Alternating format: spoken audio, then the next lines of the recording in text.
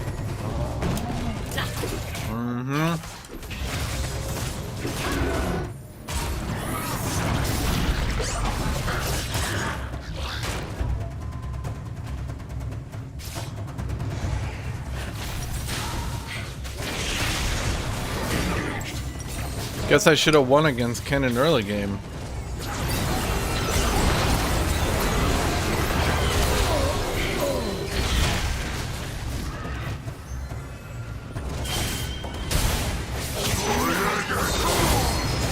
Enemy rampage. No matter. So long as I am here, we can win. Yep.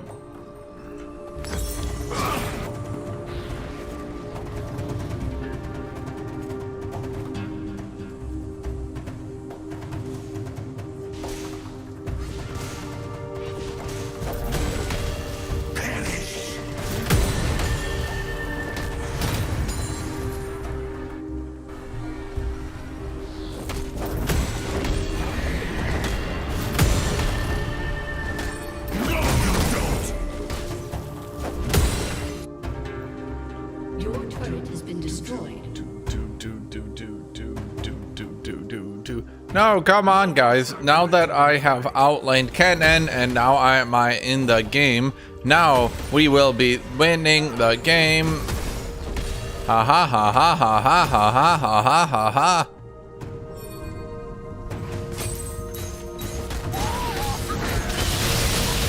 Underestimate nothing. Enemy killing spree.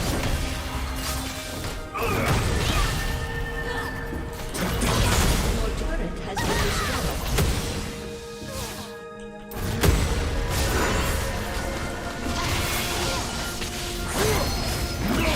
Enemy is unstoppable. Oh wow, the ADC's at 2 items. I guess the game's over then. We did it.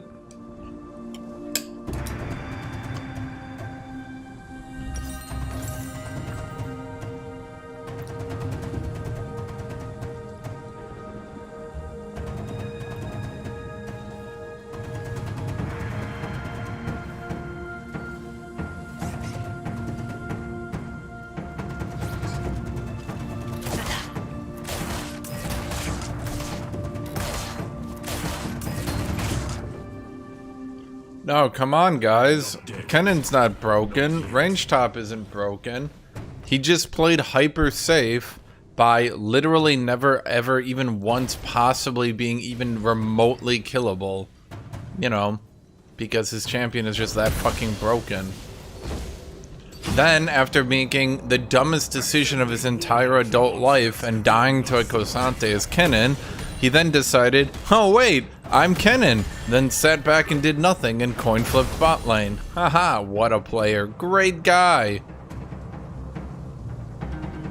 Surely, at least he doesn't scale well now, right, Riot? Oh, you buffed all his scaling? Oh.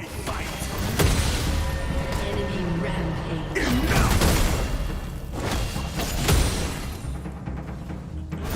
But I'm starting to suspect Riot might not know how to, do top lane balance.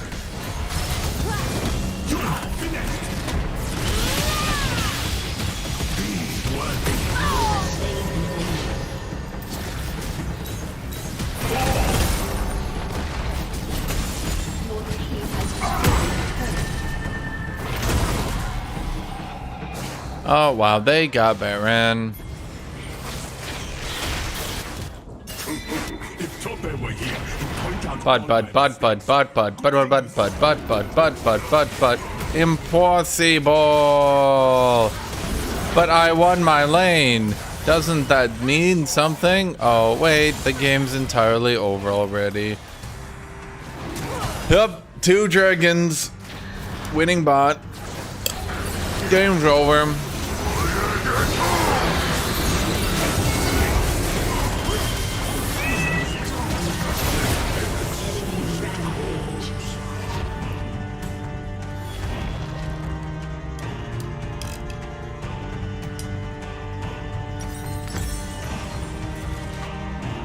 Your turret has been destroyed.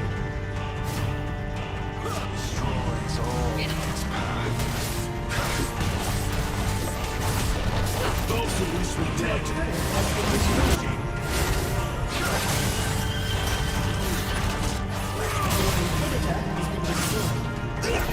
You know, they could always buff top lane items to be as good as ADC items. Considering ADCs are better than everyone else early game. Shift like the sand, strike like the eagle.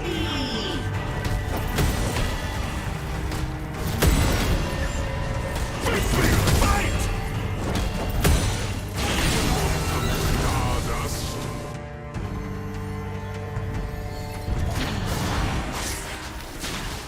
Survival is just the beginning. Ow. Fuck you. With my last dying breath, I curse Zoidberg.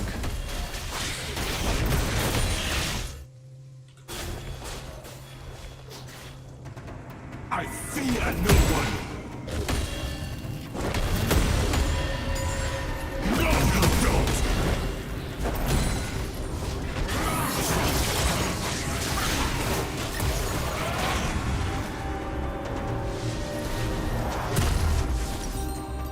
Predators become prey as night becomes day.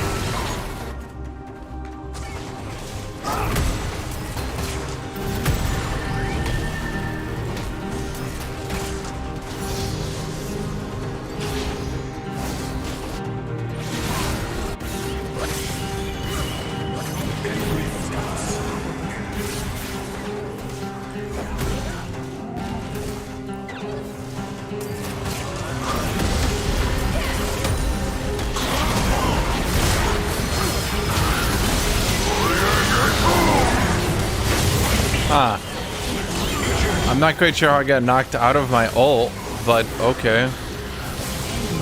Triple kill. Yep. Your inhibitor has been destroyed. Your turret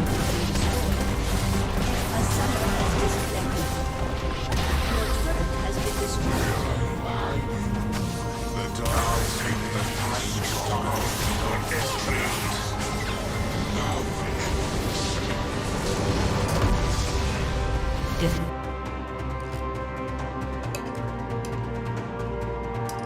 Yep.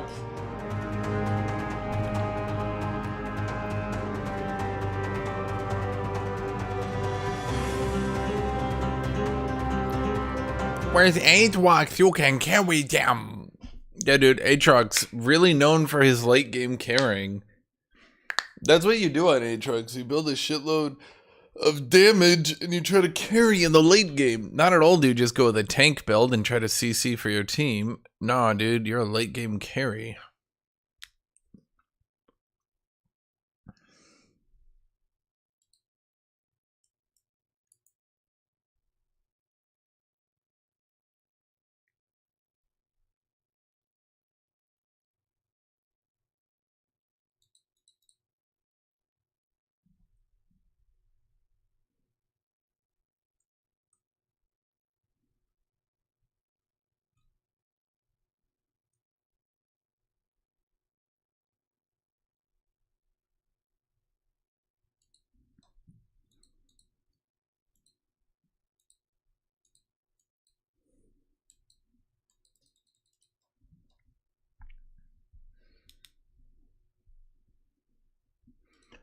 Dude, what they should have done is just not buffed ADC and ruined the fucking game. I mean, look how much fun I'm having, chat. I fucking love that I was literally competing for the top 10 slot into this shit.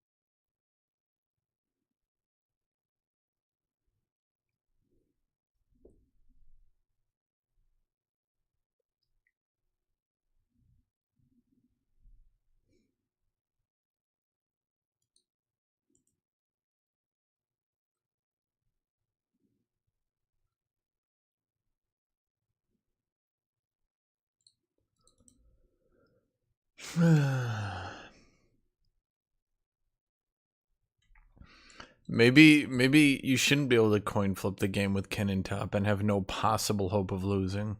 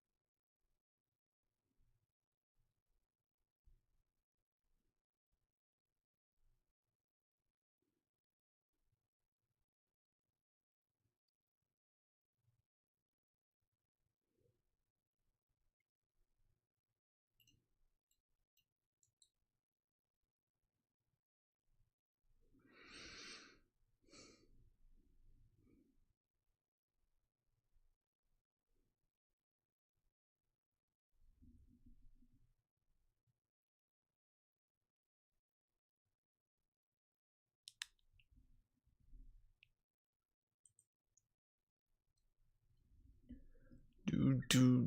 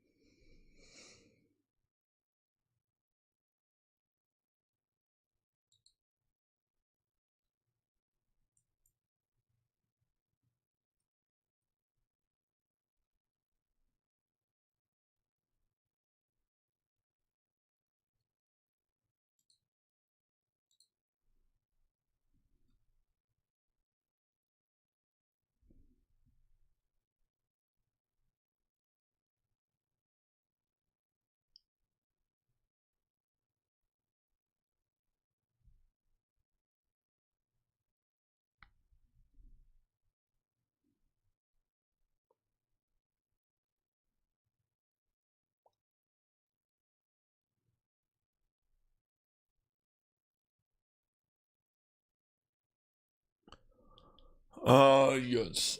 Camille.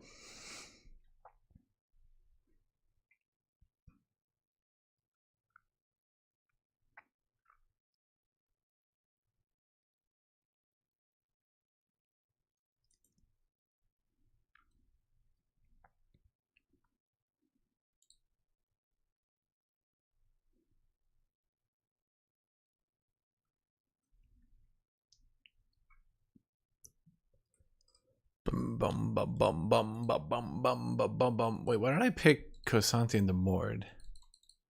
That wasn't smart. Think Kosanti's worth playing in Diamond? I mean, anything's worth playing right now in top lane. Top lane doesn't matter. Top lane's like more of a suggestion than a lane. You know, it's like, oh yeah, you can play top lane if you want. I mean, it doesn't really matter. Do whatever you want, buddy. Top lane, not top lane. Who gives a shit?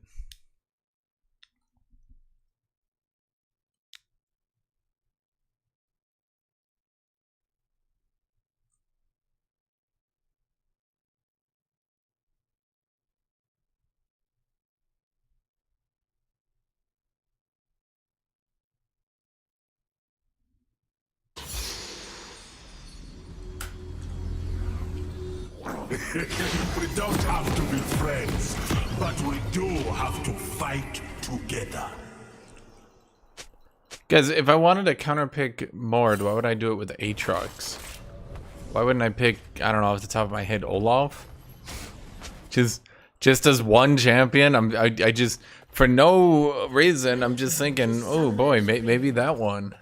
Act like failure is impossible. Then maybe Jax? Maybe I go Jax? I don't know, I'm just thinking it out loud. 30 seconds until minions spawn.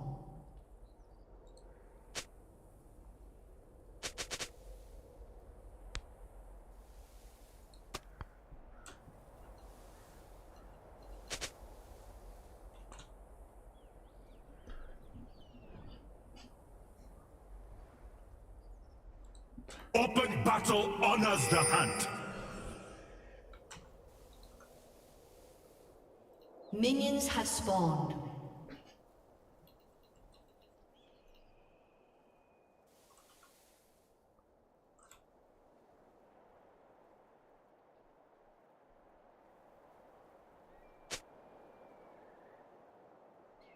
If the enemy asks, I am the answer.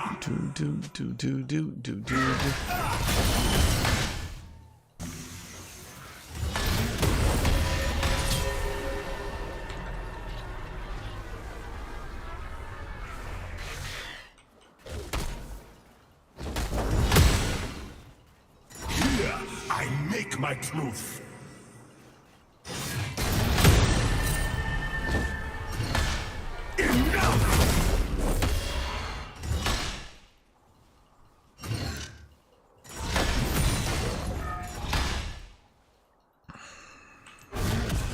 Hesitation is defeat.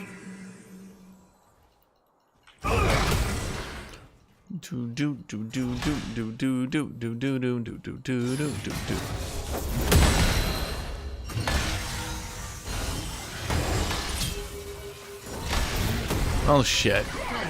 My downfall. My character model is too fucking fat to dodge that. I am not dead. Not yet.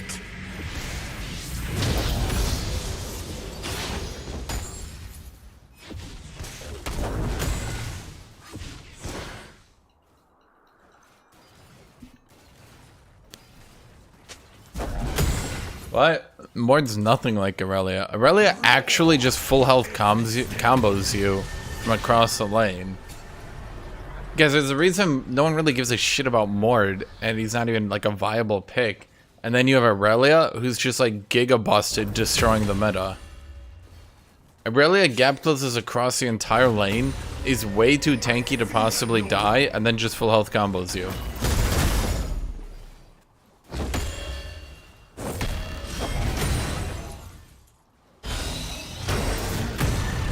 Hits nothing, just kills you. Sometimes a warden must become a warrior. Once she gets Blade of the Ruined King, not even once she just honestly, like once she gets Vampiric, it's just done. People meme about it, but it's true.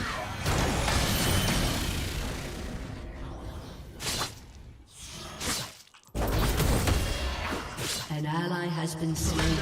Is a weakling's word. Enemy. Okay, so Mord ended up losing so much CS there. That's actually kind of funny.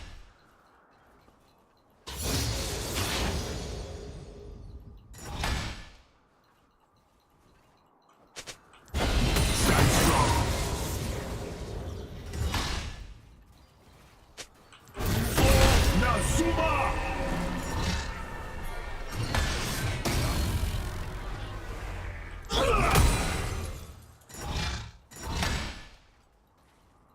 An ally has been slain.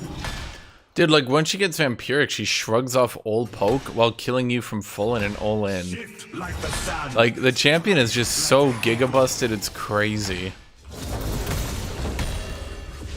She's like one of the only champions I can think of where like literally your only possible response to Aurelia is to ping your jungler. You won't last. To dust.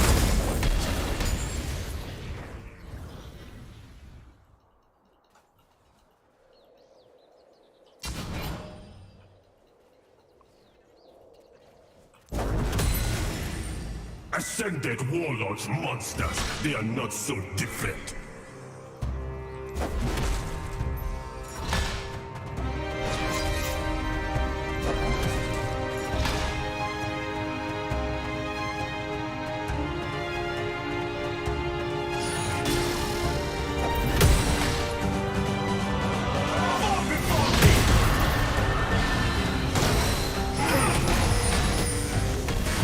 Face me! Fight!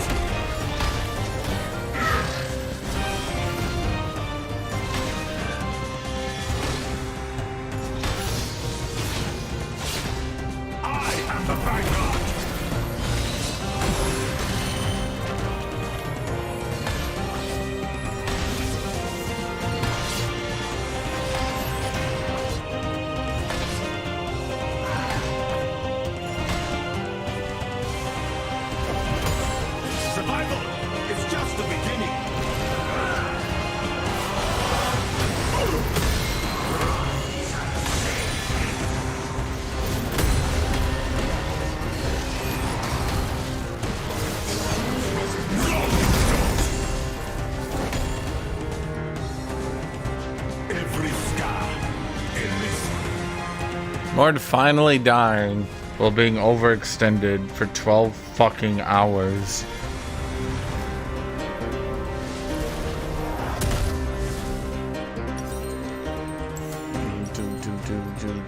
I can't go, what you call it, this game, Frozen Heart. There's just no way. Only son fighting to the death.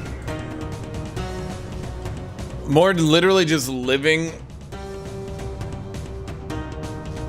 We're literally just living on my fucking tower. My team be like, I don't know, man. He's just too mobile. I will push them back alone if I must.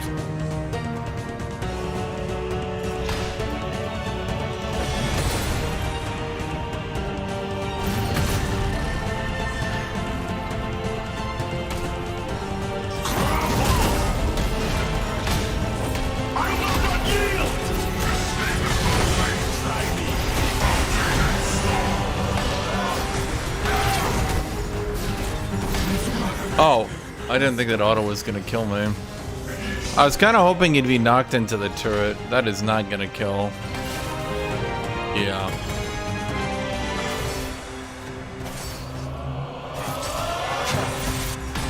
Those who wish me dead, keep wishing.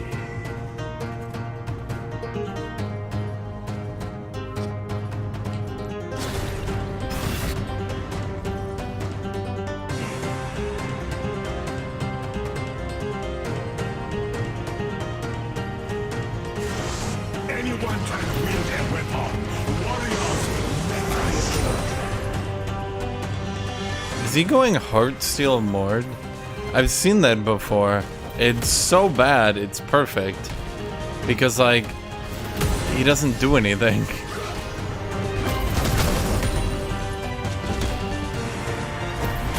wouldn't be worth it if it were easy.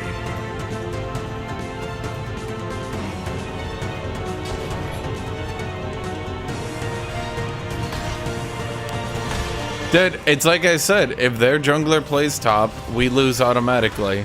Because my bot lane will lose 2v2 every single time. It's actually kind of crazy how that happens every fucking time.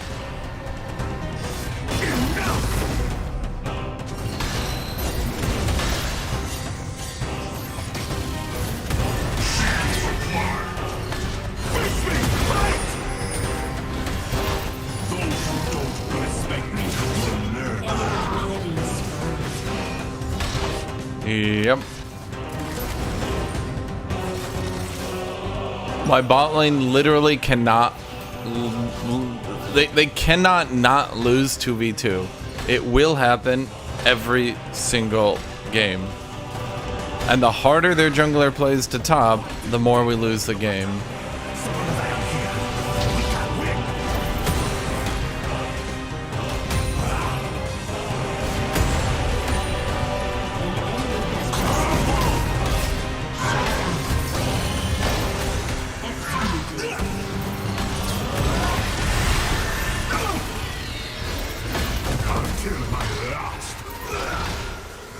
I didn't even see the animation. That skin's animation looked different, and I didn't recognize that as his ultimate. So that kind of sucked.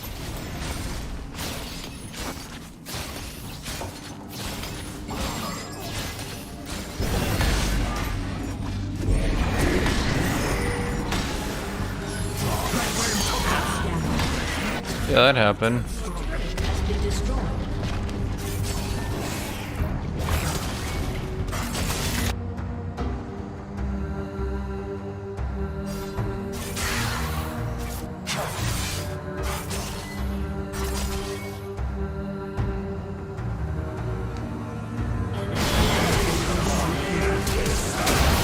Good is not enough. It's because Cassante doesn't do any damage. Not really. No, you don't.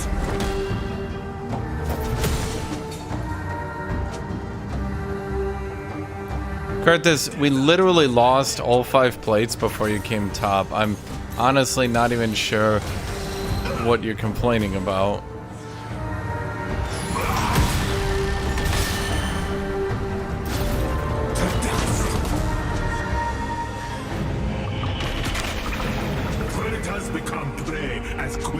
as night becomes day.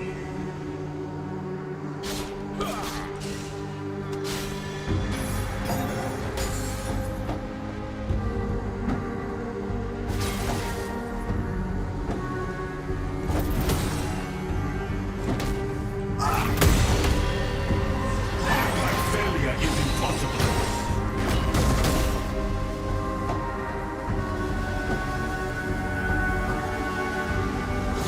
I'm not really sure what Mord's doing at this point, but okay. Casante's never done damage. Open battle honors the hunt.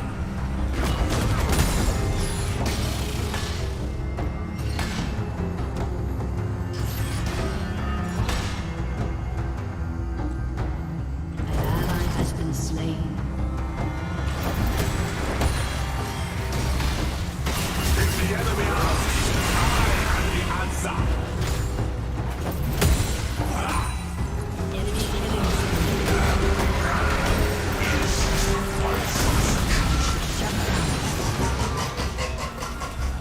That was really weird. My ult just like did not cast for like a full 2 seconds.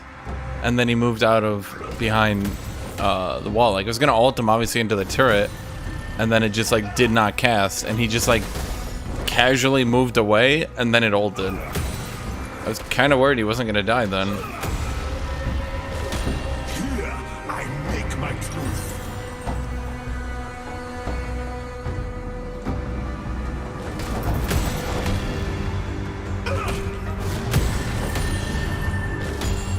Face me, fight!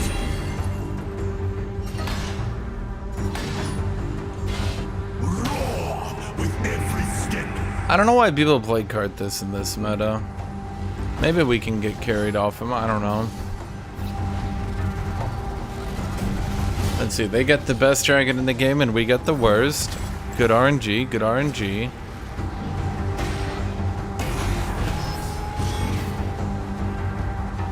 We were friends, then lovers, then apart. Some hearts fail. Some love stories too.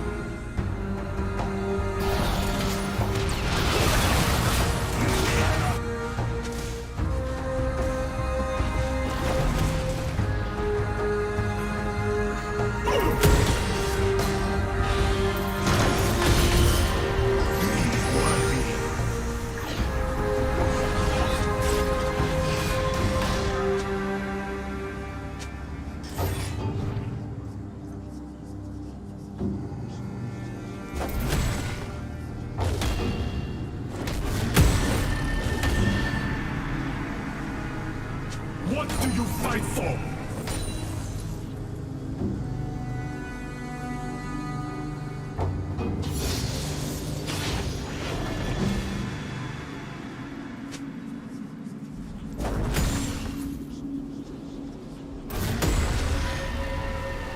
Sometimes a warden must become a warden.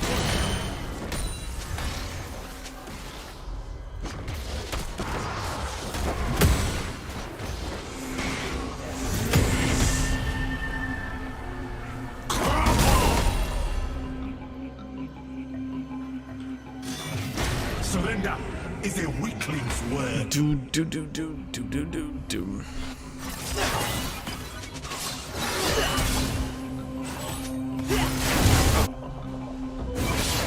Ally has been slain.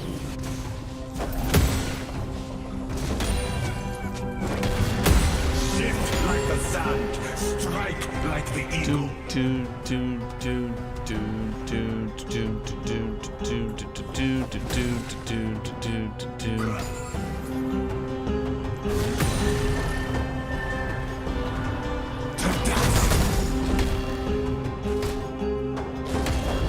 Come and get it. No, don't.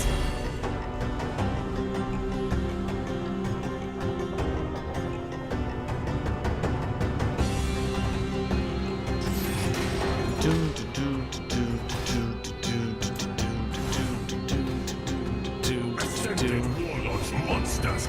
I mean, we could try to do this.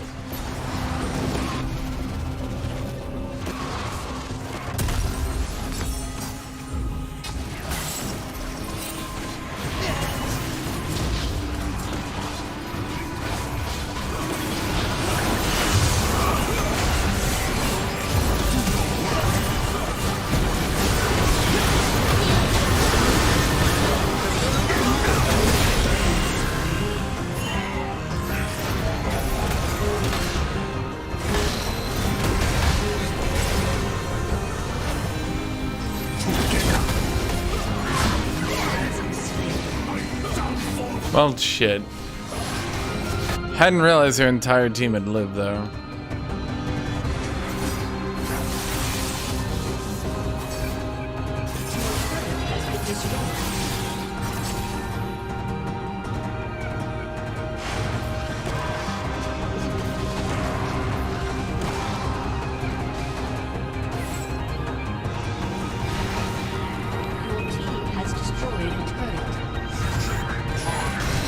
Considering their team fight fucking sucked, and I ran it down and killed them, I'm not sure why they would possibly think, oh, whatever.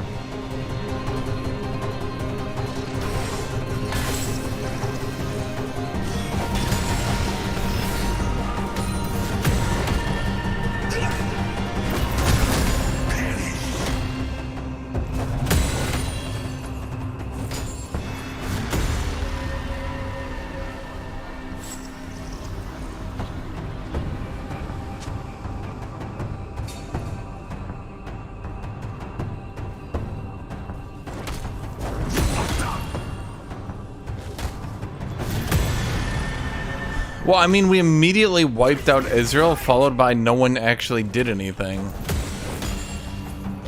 Wouldn't surprise me to learn they actually had just backed out of there and weren't fighting. If Tope were here, he'd point out all my mistakes. Good thing we separated, because he'd be right.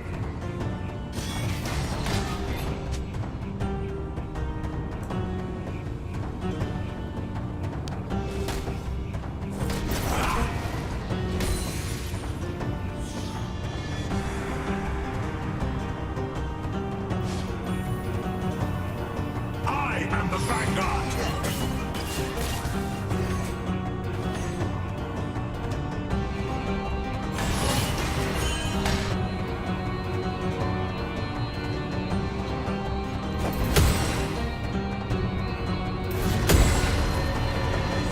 Survival is just the beginning!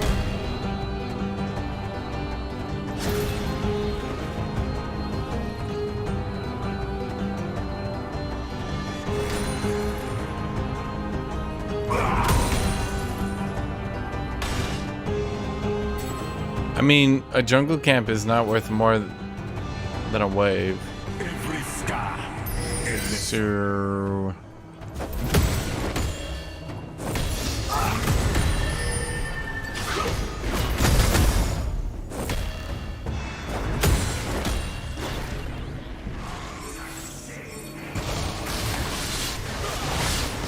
I will push them back.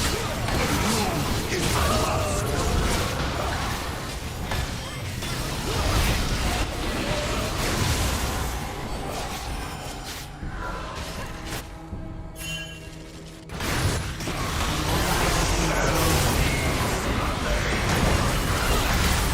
Anyone can wield a weapon. Warriors An will enemy make has been slain.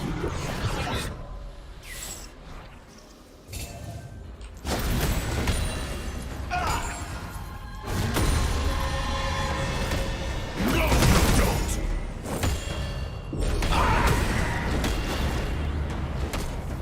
Clash with me! Your turret has been destroyed.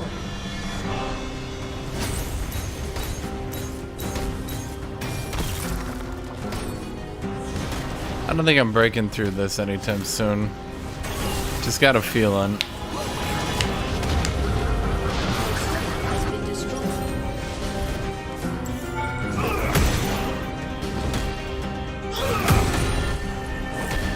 Show me who you are!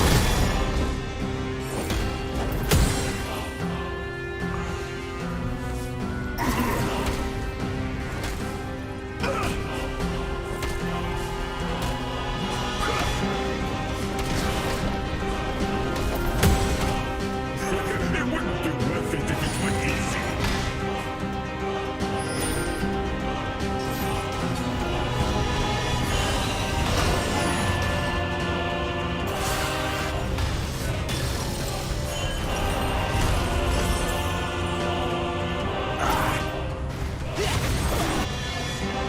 I mean, we got the last dragon, so it wasn't... Like, it's not the end of the world, right? In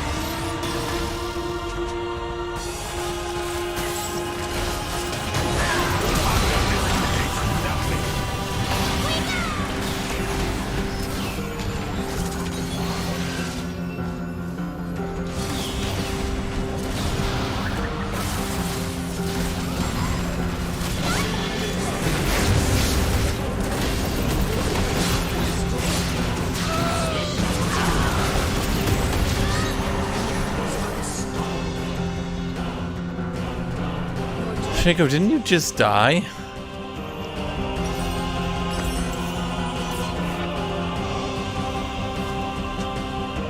I, for one, am shocked that the lethality Shaco can't punch through armor Kosate.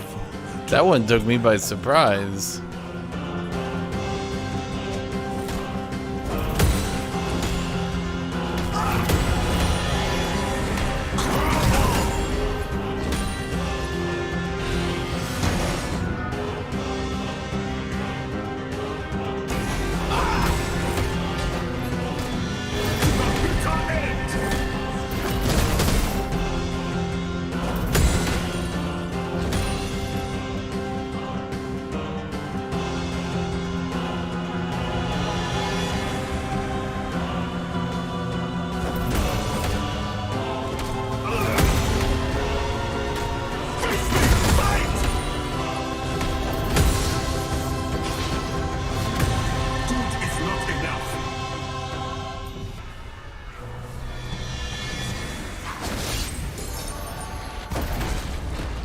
Your team has destroyed a turret.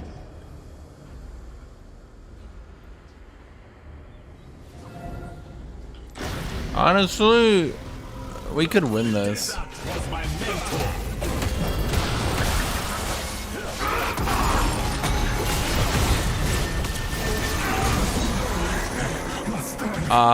If that random Israel ult hadn't hit me.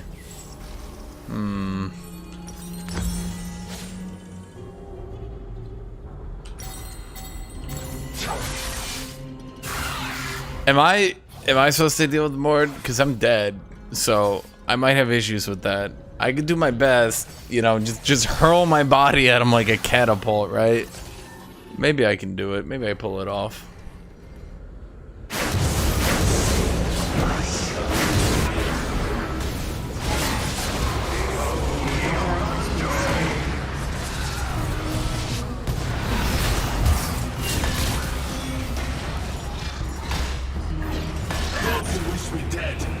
Keep wishing.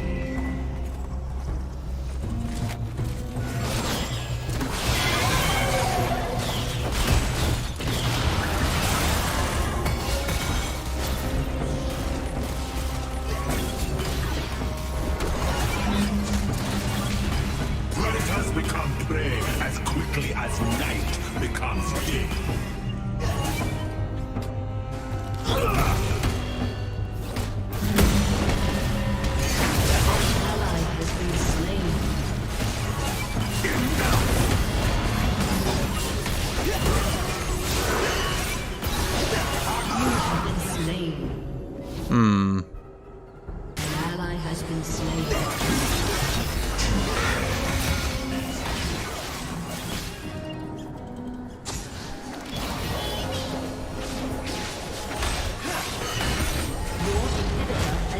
Dude, it's fucking doomed if their jungler ever plays top. It's fucking doomed.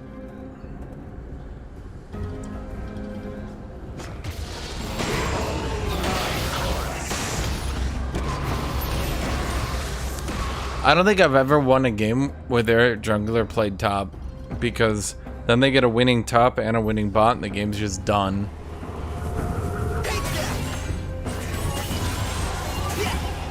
Why didn't they? No matter. So long as I am here, we can win.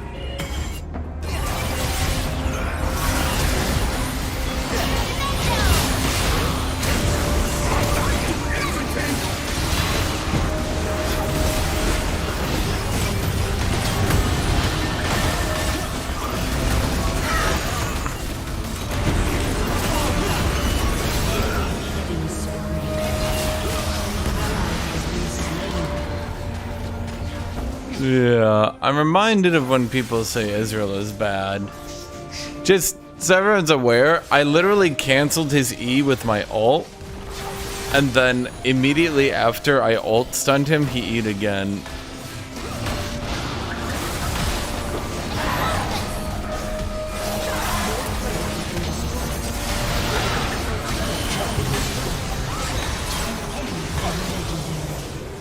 A summoner has disconnected. A summoner has disconnected. A summoner has disconnected. Defeat.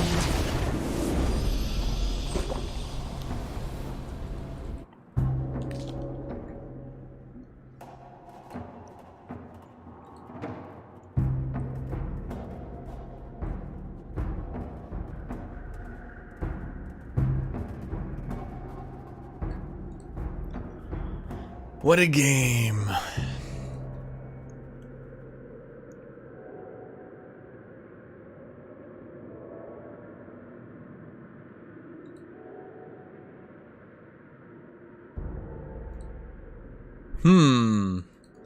That top lane impact coming in hot, eh?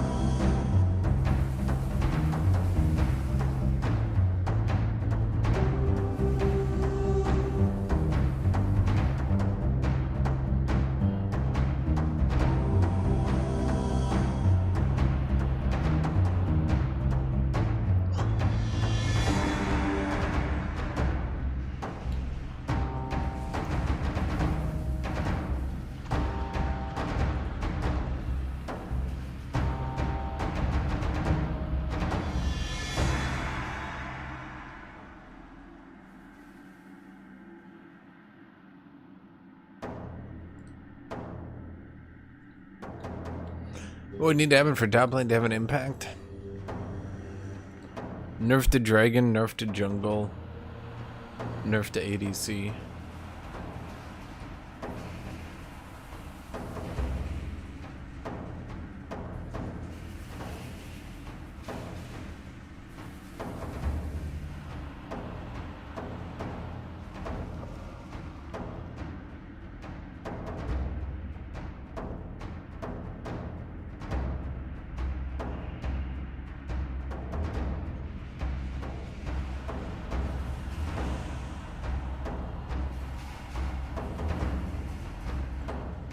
I don't think it's particularly like top lane's like weak. Not really. Like the champions aren't weak. It's just that all the other lanes are so broken. Jungle generates too much gold and can gank too much. ADC items are overpowered, which means 2 to 3 item ADCs just automatically win the game. Like I've never like ever since they nerfed mid lane, it's not like I've ever thought to myself, like, God damn, we just can't win. Their mid laner is too good. Like, I don't think I've thought that ever.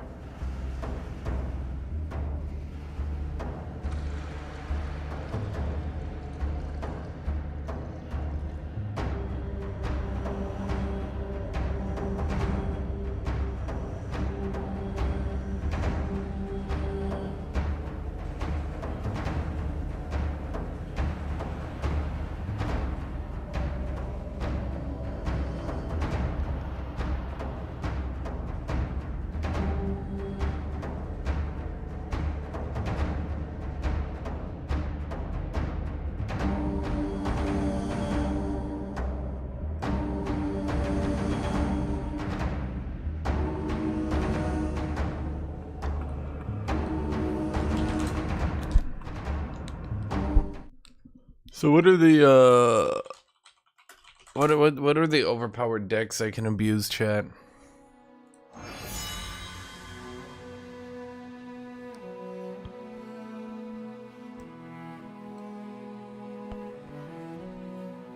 Wait, what?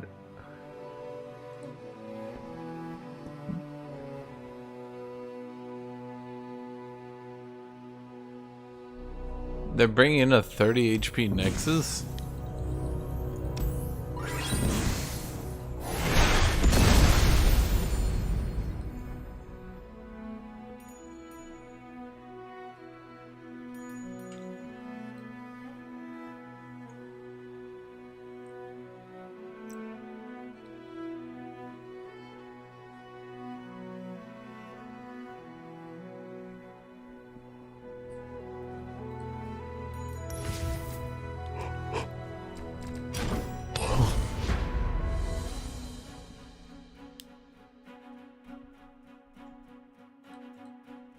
Yeah, it's the thing, like, even if I could get to Rift Herald, I can't in a game like that, can I?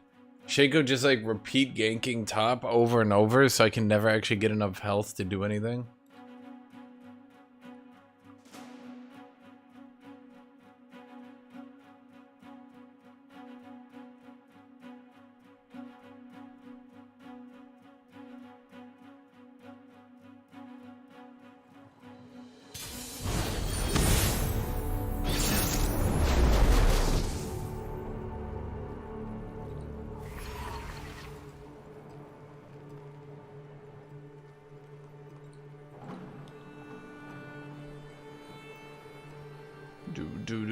Do. We actually have last pick. Give me that last pick. Jarelia.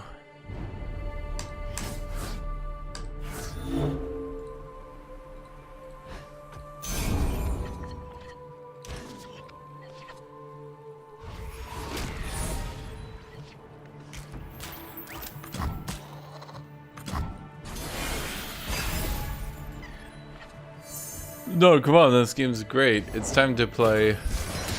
Sword, staff, fish, nothing speaking to me. It's time for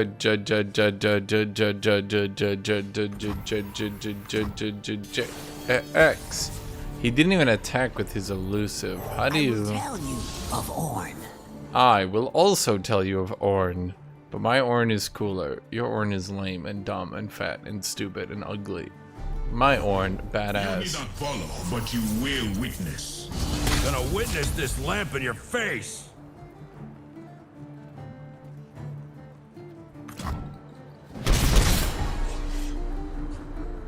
Okay, guess we don't block.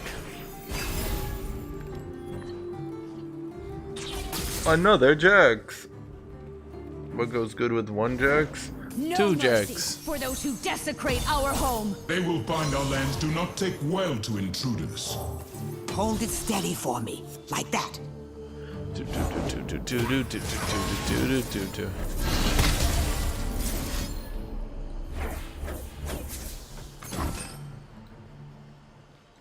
Fight, fight, fight, fight, fight, fight, fight, fight, fight, fight, fight, fight.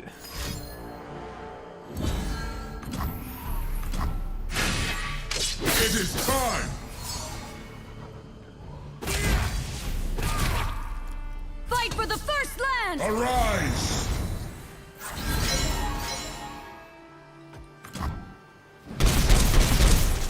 Glorious sacrifice.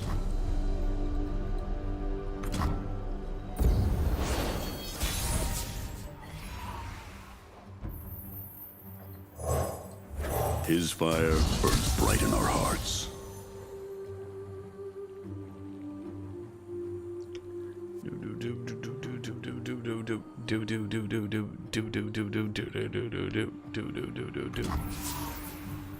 Weapon roulette!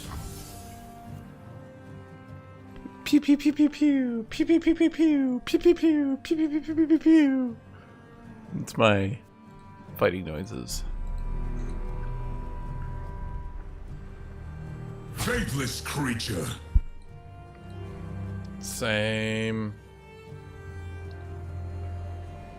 I have last pick though. Give me that last pick. Wait, what?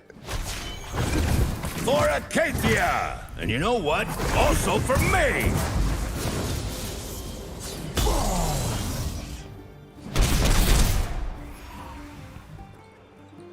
But why? You need not follow, but Okay. you will witness. I guess. Witness this lamp in your face! Same.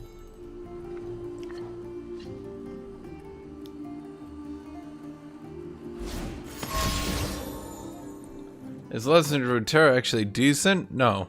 No. No, it is not. The order is given. Hope you stretched. Love the attitude. Ha! Love the attitude. By his hammer. Let's just continuously block, I suppose.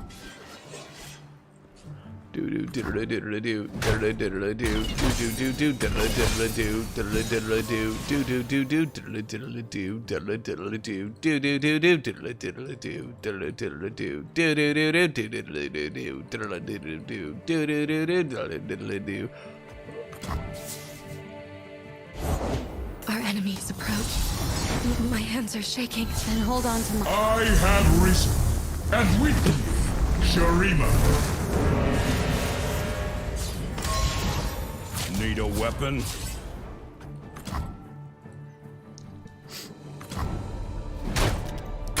Wow. He attacks. And then he attacks. And I wonder what he shall be doing next. Will he also be attacking? Dun dun dun.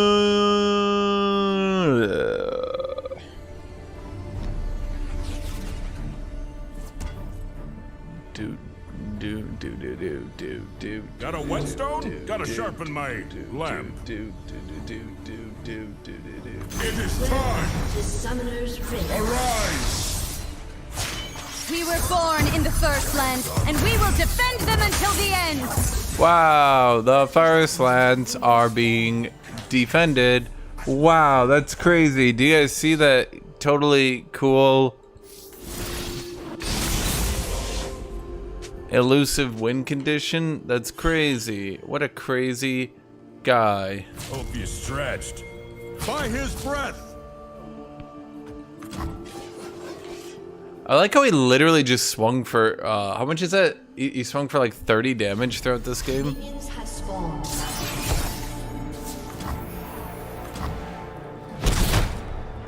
We'll dance again.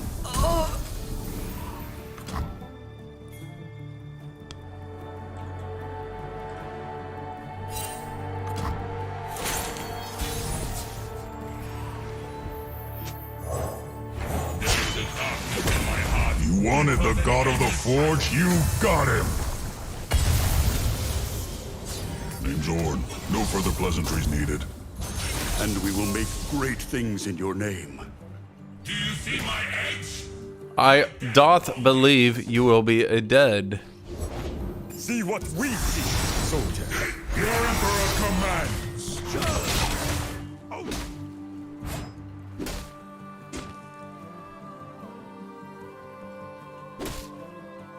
Does he realize he has mini necro? For freedom. The craft sings. You're all in trouble now.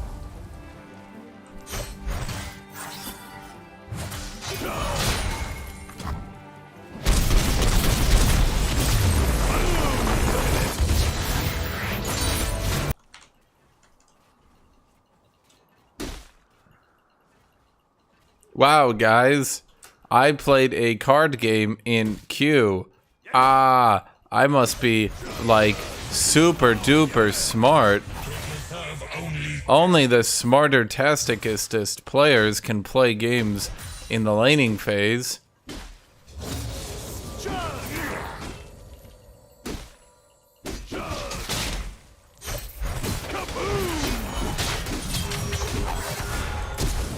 Ow.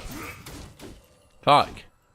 I was not expecting that level of damage output. First, You have been slain. Shit. I kind of thought the turret would shoot him. It didn't.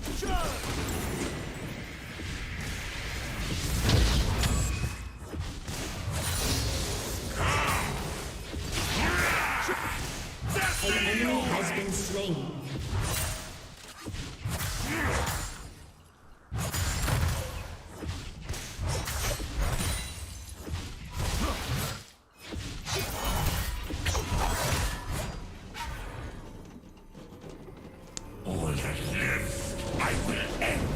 Dude, it's crazy to me. I swear to God, it's fucking crazy to me how many people. I've been seeing this on Twitter. Fucking, it was like someone was saying like, oh, LS doesn't even try. He plays card games during the laning phase, and I'm like, so do I. It's not really a big deal.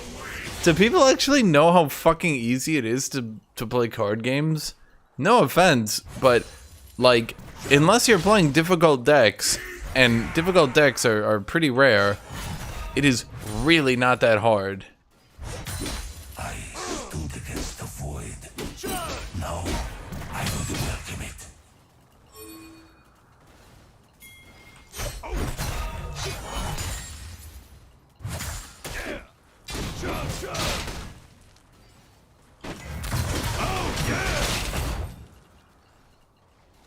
An enemy has been slain. I will carve your souls!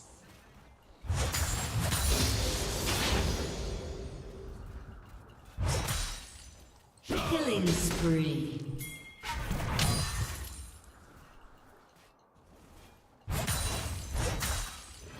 As long as this form lives, I will punish them.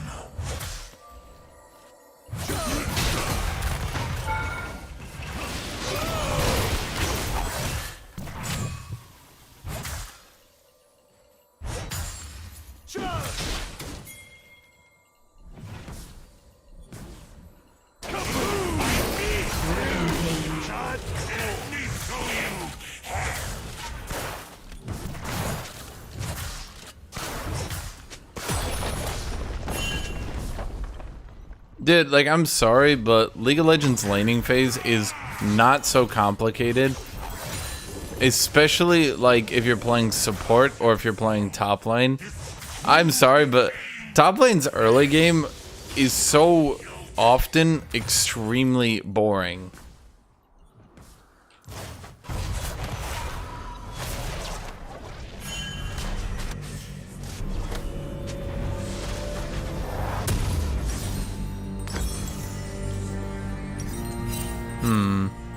Plated Steel Caps is safe. Warhammer would be damaging, but he's already got a pickaxe. I watch to death.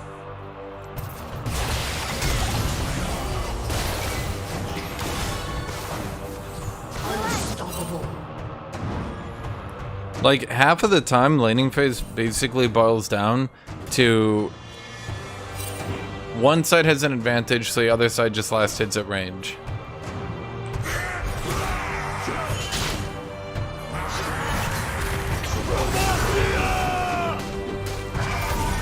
Follow me into destruction! Dominating.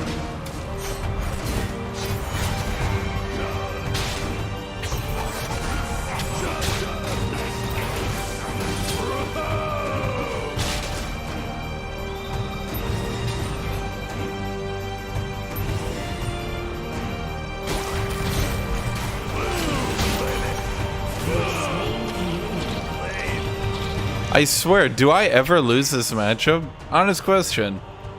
Has any of you ever seen me lose this matchup?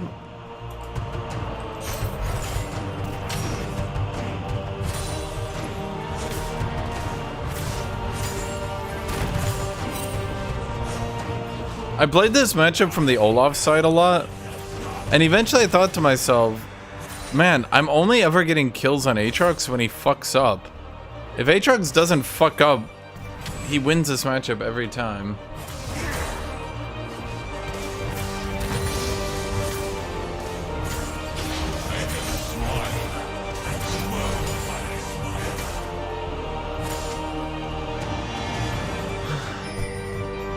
Poxnora would be way harder to play than a card game, though, if you were doing it in queue. Poxnora would be legitimately difficult, I think, to pull off.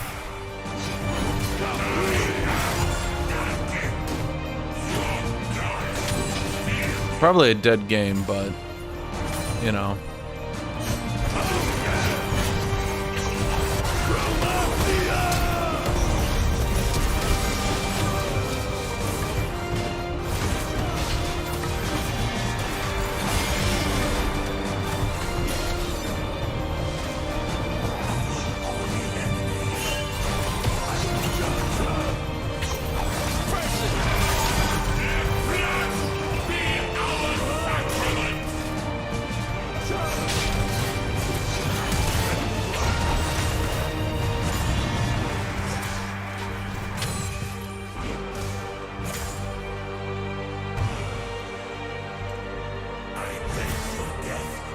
I think Poxnora always had the advantage, though, that it cost next to nothing to make. It literally was made by a team of like 5 people. But when you actually break it down, like, I think literally just having a community manager on the project raised their costs by like 30%. Because, yeah. They had like an artist, but they just outsourced their art anyway, so they didn't actually have an artist, they just bought it. They had one card designer, a community manager, I think they had a second designer as well. I think they had like 2 people making the cards, and that was it, effectively.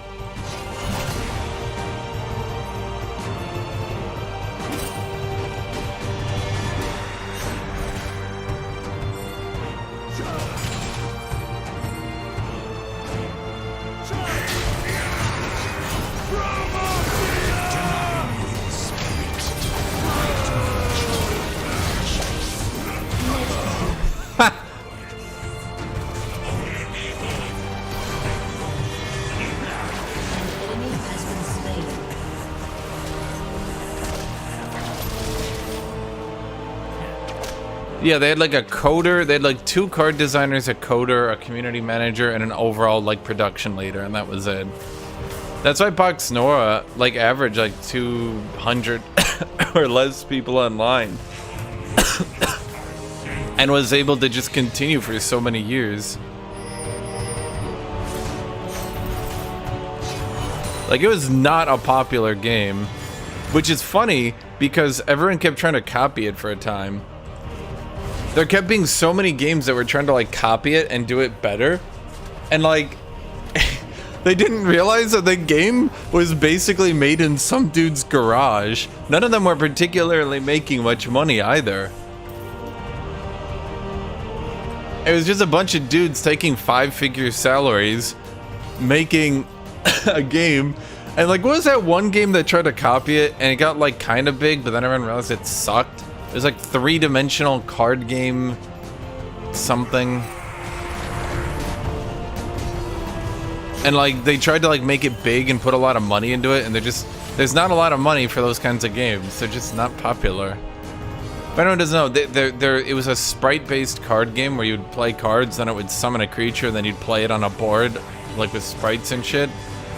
That was it. That was the game, right? The thing is, the thing that made it so funny was, it was not like a big game. It had like 200 people online, and there were like 3 different games that tried to like copy it. And just, no, man, like, it was just a shitty little game. Could you copy and make it big? Probably not, actually. To be blunt, no. I don't think there's an audience for that one.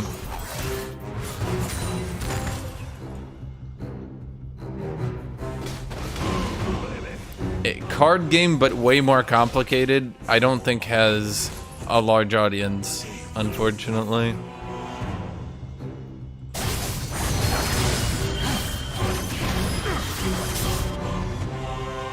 Shut down. Oh wait, he got him? No way.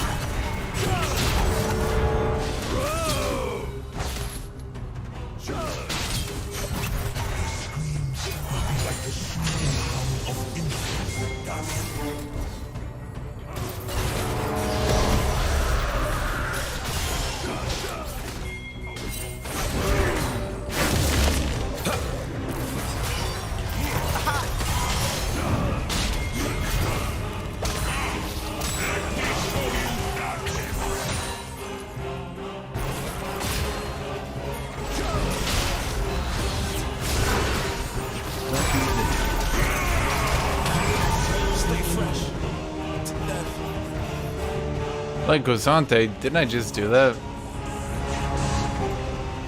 Yeah, basically, it was a card game. You would have like summons at the top of your screen, and then you would unveil 2 of your cards per round, and you would start with 4, and then you would unveil 2 cards per round at the top, right? So then each turn you would deploy, and it would be like a tactics game. But the idea was it was like a tactics game with card draws, so you couldn't always have consistent strategies. So that like a good opener might not happen every game. So yeah. And each round you generated mana, and then you would cast with the mana.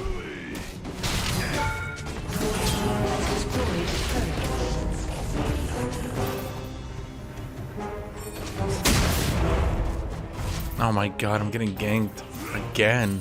Legendary.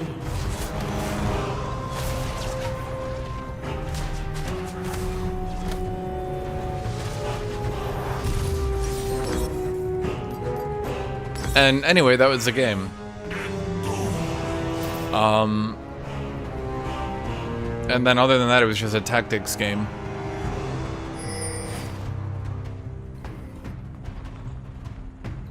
How was it? Up and downs. Like, for the most part, it was a tactics game. You would rarely ever combo shit. The meta would drift in and out of power turns, so to speak. So, like, you know how most card games have, like, the give everyone +3/+3 trample. Like, it would go in and out of that being, like, the meta of, like, each side just, like, jockeying for position, then doing a power play and trying to wipe the other person's board. Your team has destroyed a turret.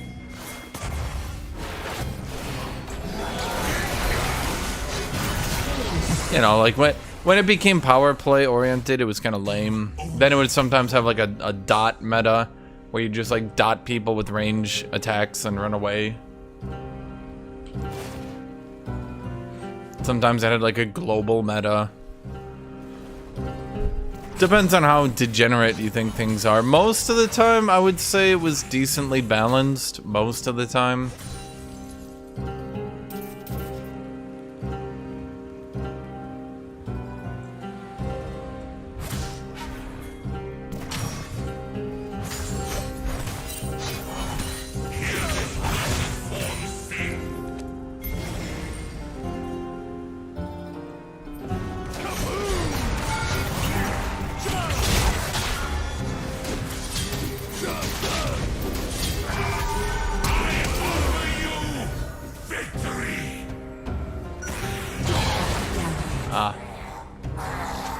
I was trying to click to the left, I just didn't have space for it, evidently.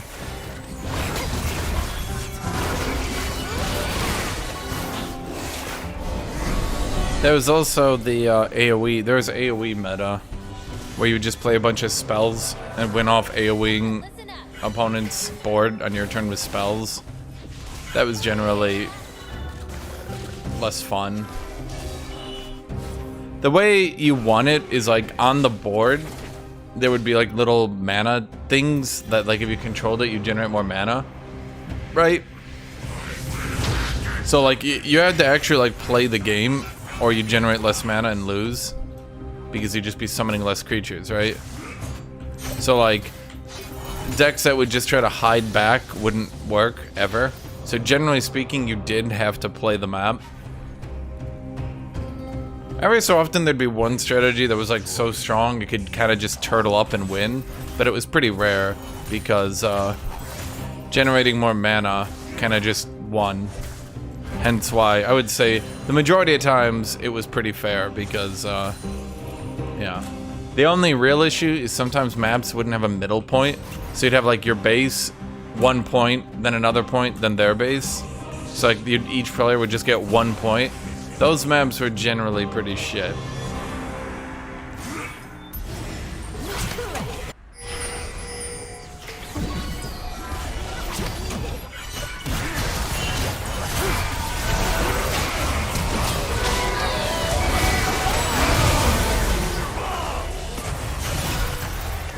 No, you don't.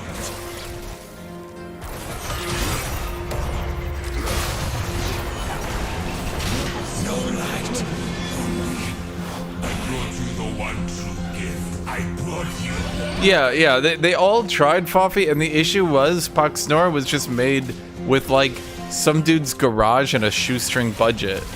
So like,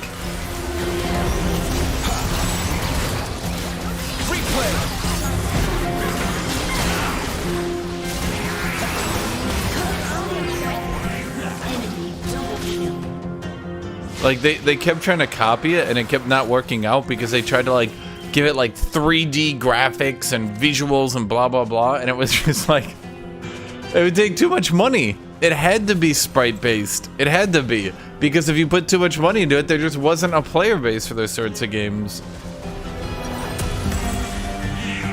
I would honestly say complicated card games or turn-based tactics games are the least popular, probably of anything in the fucking world. They're probably the least popular thing to play. Now, but Hashinshin, I play my favorite JRPG tactics game. Yeah, and it's single player, isn't it? And also, they're not really popular, are they?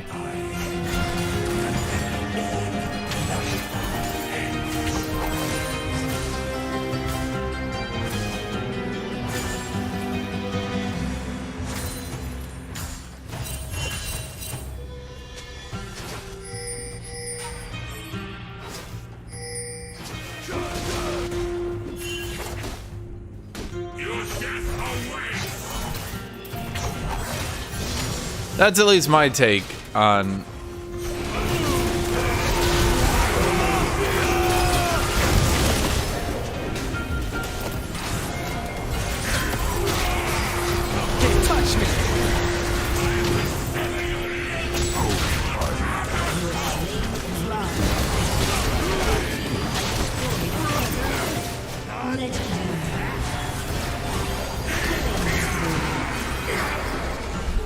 Ah!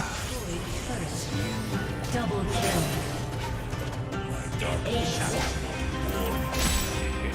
Your team has destroyed an inhibitor. Your team has destroyed. Well, that happened. Your team has destroyed a turret. Hearthstone's not tactics, dude. A summoner has disconnected. A summoner has disconnected.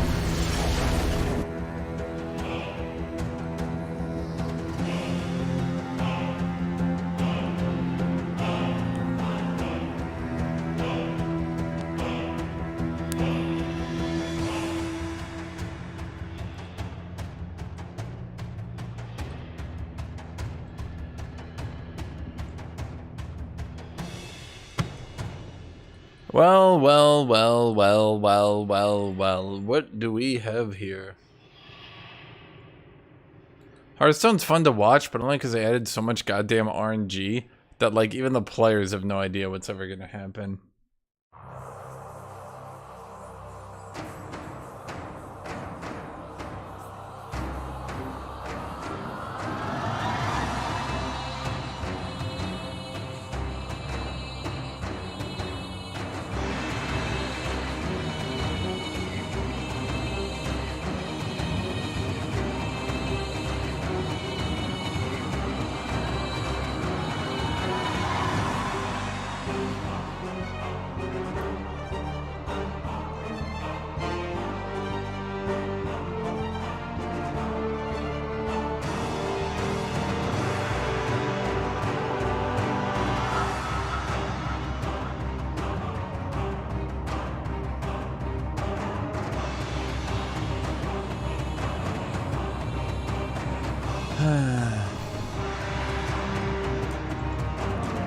Time to play some more Regans of Runeterra.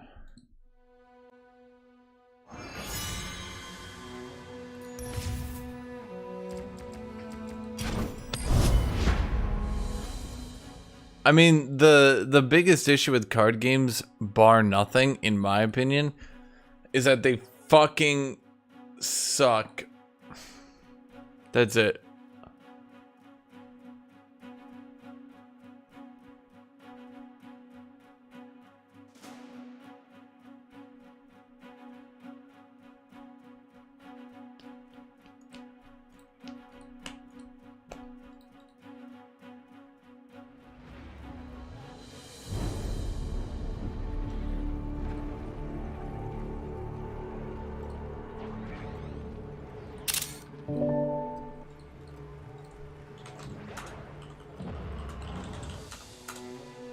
Is this just not working today? Or okay?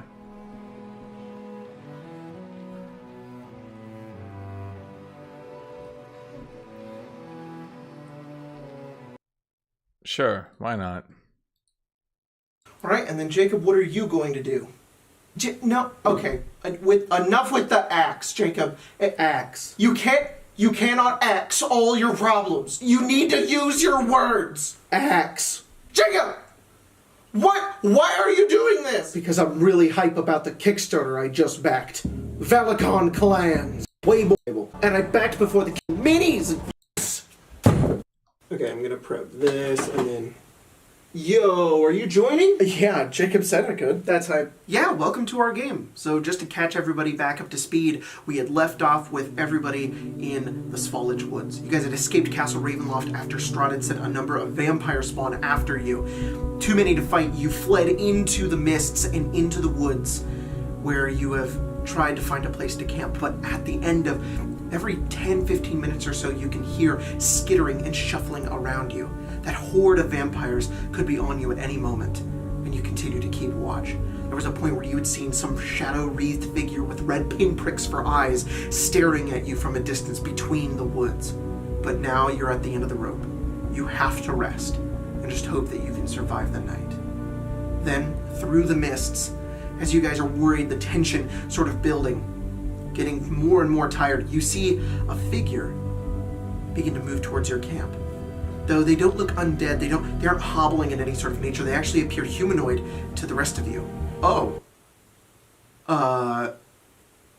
Do you want to describe your character? Yeah, you see coming out of the mist, a turtle. A turtle. Like a turtle? If a turtle just walked up on our camp, I'm going back to sleep. Yeah, does the turtle do anything? Oh yeah, I guess I unwild shape, and then I'm a turtle, but bigger, but standing on two legs. So a turtle. Yeah, and I'm really old, and I look over at you, and I say, monkey. I'm a human. Oh yeah, sorry. Do you live in Barovia? Where's that? That's here. That's where we are. Then yes. I have no idea. I didn't know there were turtles in Barovia. Yeah, there aren't. So what's your name? I am Master Oogway. Oh, okay. Running forward, as you cast Inflict Wounds, you feel her body just melt before you. Yes! Very nice. What? Yeah, it's just funny. Just ignore me. Okay. So you guys still have this entire area to explore if you'd like. Now that Valindra is dead, you don't have to... What? Okay, well... We just did this way differently in our game. Cool. So I'm gonna start. Yeah. No. So if you don't kill her, she gives you a broom of flying. Really? Yeah. And I think we just missed out on an entire quest because she's dead now. Yeah, but, like, this group is way more chaotic, though. Personally, I'm here for it, but, man, I use that broom of flying so much. That NPC, Peldorn? From your game? Yeah. So she has a broom of flying, because, that's from this game. Oh. Yeah, just... That's from this. That's crazy. Things could have been so different if we would have played that, like, a little differently. Yeah, well, you guys did a lot of things differently in that campaign, and so did I. I kind of just made that up. I was just a reward I wanted to give you guys. Jeez, DM, why can't we have a broom of flying? Because this is a different campaign. Do we really trust this guy? Okay, if he really knows a secret entrance into the Flickerlight Caverns, I think he should show us first. Why? He hasn't done anything. I think I could cast Zone of Truth. That could work. We could cast that, and then we all willingly fail. Oh, darn. What? I said I'm out of spell slots. We just rested. I'm a warlock. How do you spend all night on this? They haven't even finished resting yet. For a spell scroll. You don't? I thought that we did because of the home. I took time off of work to play this game. Because he said it was done. Okay, so we headed to the caves? No, we're gonna rest first. Then we gotta decide if we want this were-raven with us. Then we gotta plan our attack. Cool! Okay, just say it one more time. There's a faction called the Zentrim. They want into a vault filled with gold. How does that... Hang on. They stole the key off of a gnome and then took it to a villa owned by a family called the Grolhoons. They're loyal to the Zentrim as well. But they aren't... Yep. Then they double-crossed each other, and now the key is gone with somebody else. Uh-huh. So... You guys know where this guy is. Do you want to go after the key? What could... It is not that complicated. We could possibly go back and cast Speak with Dead on the gnome. Yeah, but he knows everything you already know. Yeah. But he could know more. Ooh, yep. Or we could round up civilians and then overthrow the Zentrim so they can't double-cross us. But are you thinking about the possibility that the Masked Lords are in on this and they are in on everything and are controlling, like, everybody? Like, who can we trust? We could disguise ourselves. There we go. Okay, Jacob, what do you want to do? So guys, I think that, What?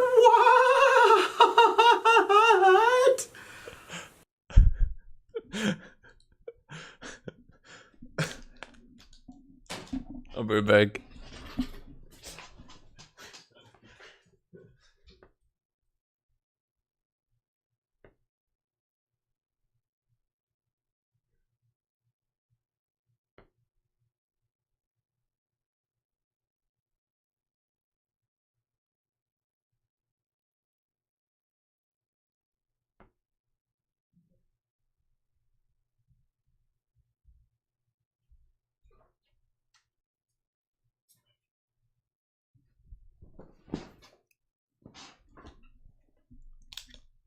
Alright, I'm back. Fuck it, I'll go to the bathroom. No one's connecting.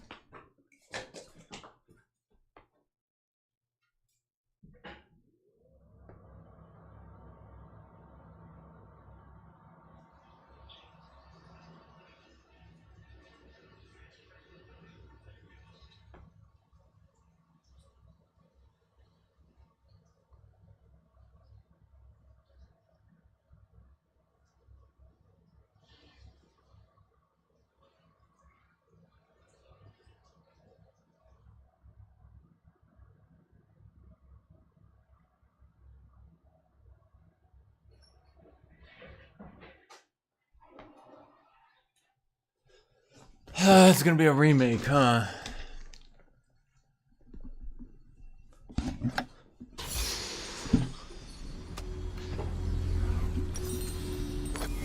Consorting, hear my name and know my strength.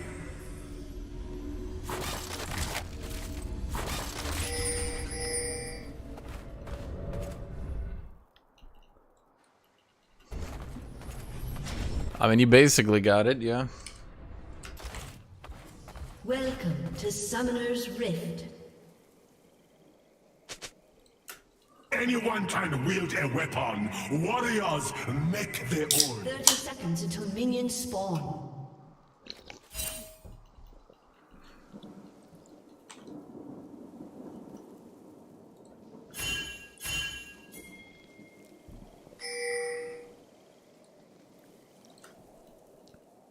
My ancestors built Nazuma. No god, king, or beast could conquer them, and none will conquer me. Minions have spawned.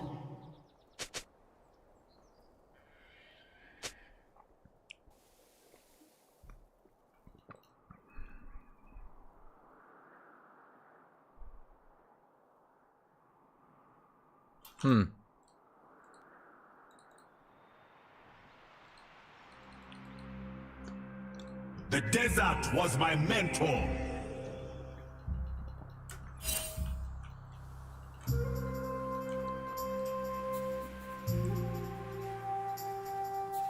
Storm of blades. Well, okay, so the thing about talking in combat is that if you overthink your actions a lot and like just sit there talking about shit until you take the perfect combat phase, right? Inevitably you can have situations, obviously, where nothing happens ever and the combat drags on forever.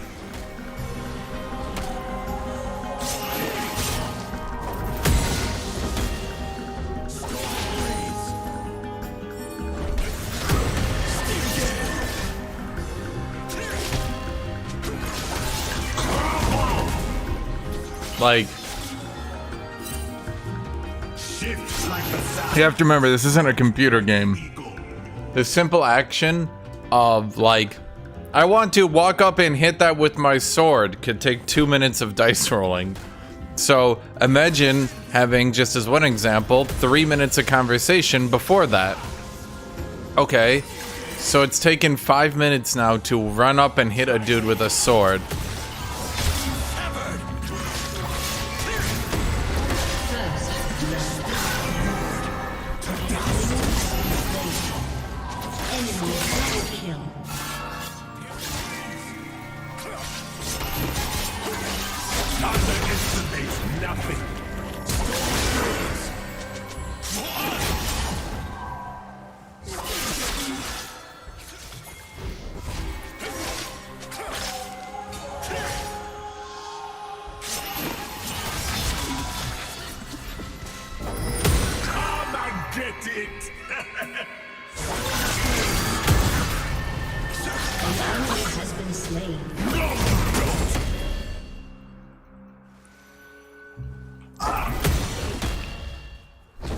Also,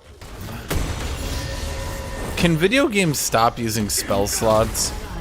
Spell slots are basically the game being an easy way to keep track of spells. That's what they are, right? Can we all agree on that? Spell slots are... It's a tabletop game. What's an easy way to keep track of mana and shit? Spell slots. However, when you put them into a video game,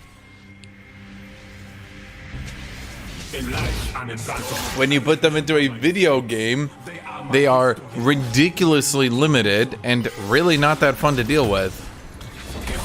Particularly because spell slots are meant for you to not spam your highest end stuff unless it's a difficult encounter, right? But wait, in video games, they typically try to make all encounters difficult. Because otherwise it's a waste of time.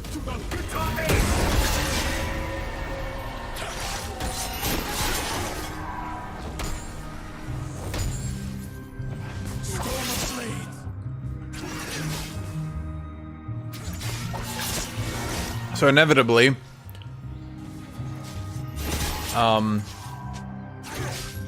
it just kind of sucks to use. Sometimes a warden must become a warrior. It just kind of makes mages feel like really underpowered. That Pathfinder game I played did that. So like, you have to choose what you want your spell slots to be, right? And like, I'm like, okay, might as well put them in healing, because realistically speaking, that's just gonna be the best use of your spell slots. Sure, I could put 4 of my level 3 spell slots into damage, but they're gonna go away so quickly in the first encounter. At least healing remains useful on big encounter fights.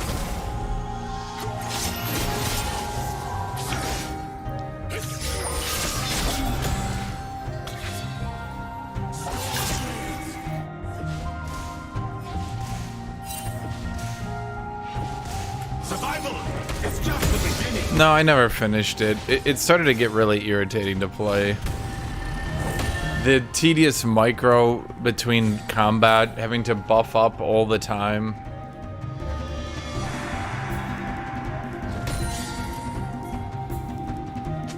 I am the Vanguard. It wasn't even the Crusades. There's There's a bunch of issues. One, it's hard to get into slow motion real time. Like, and when I say it's hard to, I mean the keybinds for it just like don't work right. I don't know a better way to put it. It just doesn't work right.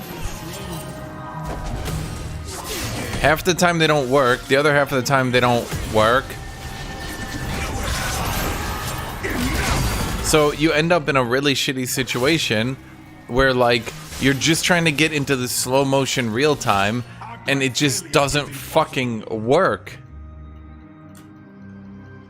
You're like shift V doesn't work, shift space doesn't work, shift space doesn't work, shift space doesn't work, shift space doesn't work, shift space finally works. Oh my god. Then you get out of combat.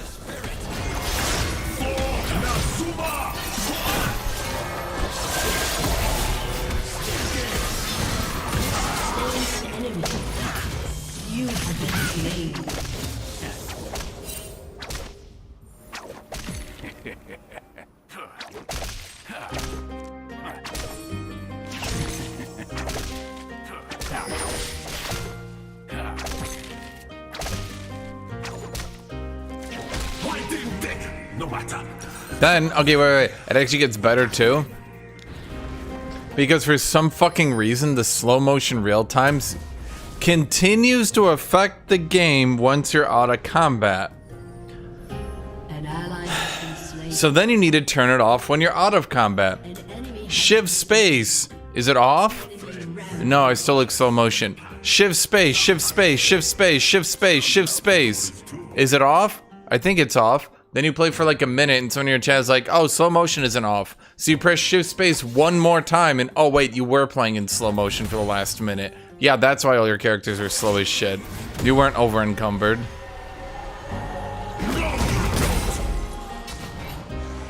I literally don't know why like the fucking keybind just doesn't work. It's so irritating.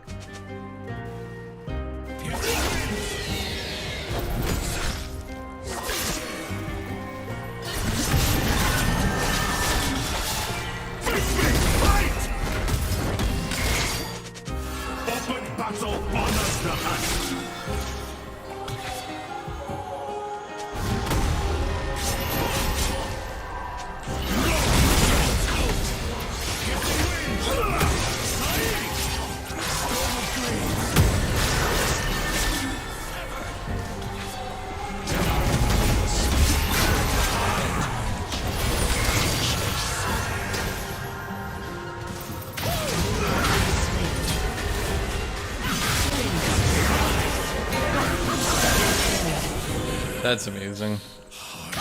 That's amazing.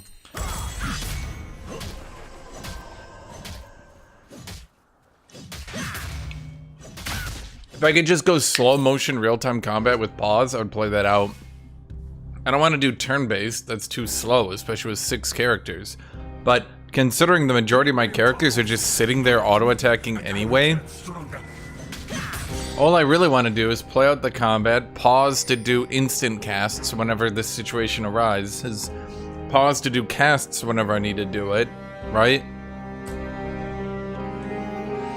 But no, shift space, shift, and I have to do it like 7 fucking times per combat. It's actually just so disgustingly broken. I've never seen a game that literally doesn't have the fucking hotkeys work perfectly. Like, I'm not joking. Like imagine League, but whenever you try to cast an ability, you need to do it like 7 fucking times. And you might think I'm joking. 7 times, Hashinshin? No way. No, I actually like 7 times. Every single time you want to use your fucking shit.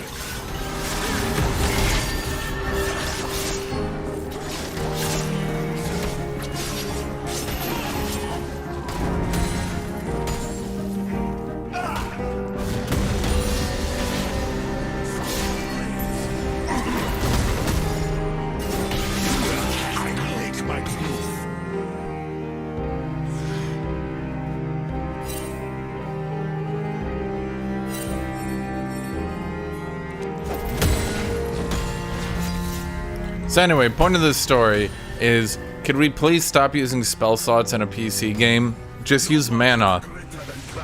I want to upcast it to a level 5 means I want it to cost double mana.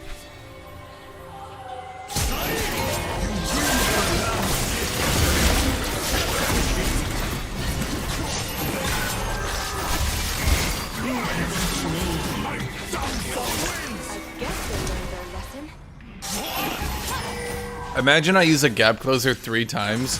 So after using his gap closer into a gap closer into a gap closer stun lock combo, he then decides to gap close after me 2 more times. Where counterplay, Riot?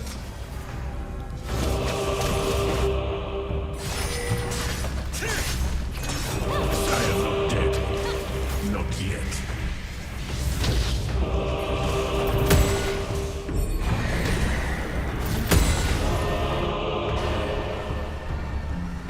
But it is the tabletop. Tabletop means spell slot, even if video game. No, it doesn't, because you just do it better. It's so weird to me that, like, back in the 90s, everyone wanted, like, tabletop RPGs properly translated and stuff into a computer game, and they imagined, like, oh, what would a tabletop look like as a computer game? I bet it could be so cool. And then nowadays, people are like, I want to see the exact tabletop, except as a computer game.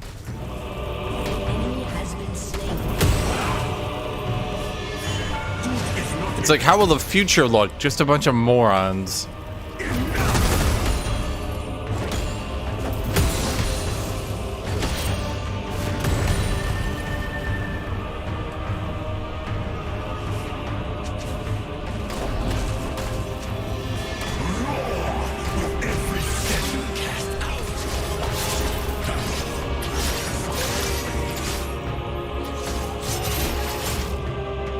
I think spell slots would be fine. Well, see, I mean, that's basically what cooldowns are, though. Like, I don't know. Like, I literally can't think of any ways spell slots translate well into a game.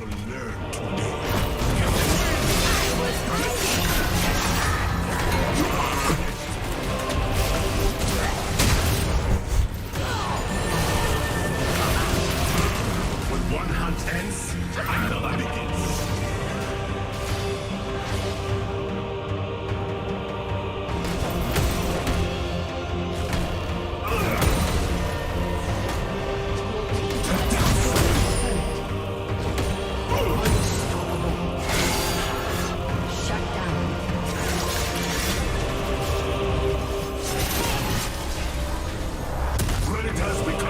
The 8-1 Twitch.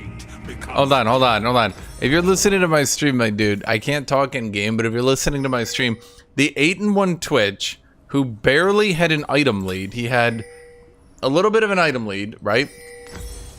Who ran into my combo and got perfectly smacked with every ability.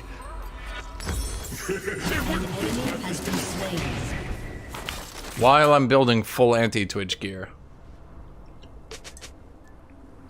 Why was a Twitch in range of my W? His auto attacks outrange my W. Why, when charging my W, did he remain in range? He's just arrogant. He's arrogant and stupid.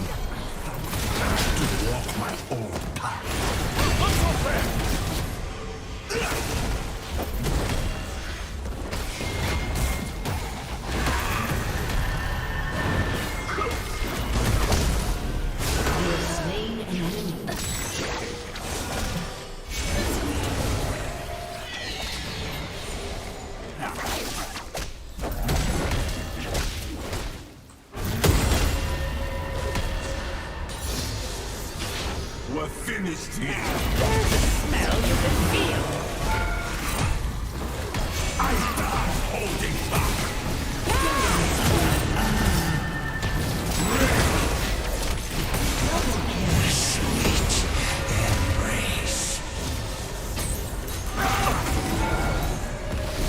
Surrender is a weakling's word.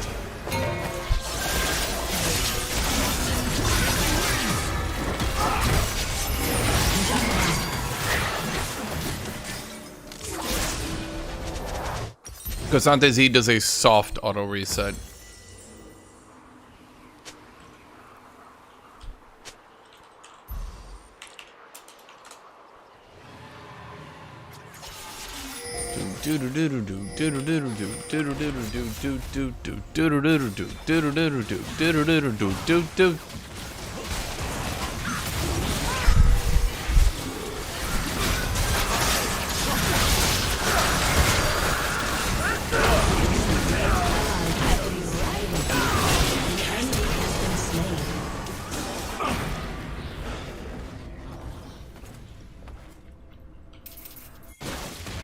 He doesn't really deal this much damage. That's a soft auto reset. It means, so like, you know the timer between your cooldown? It removes half of it rather than all of it. So like Jax's W removes the entire timer.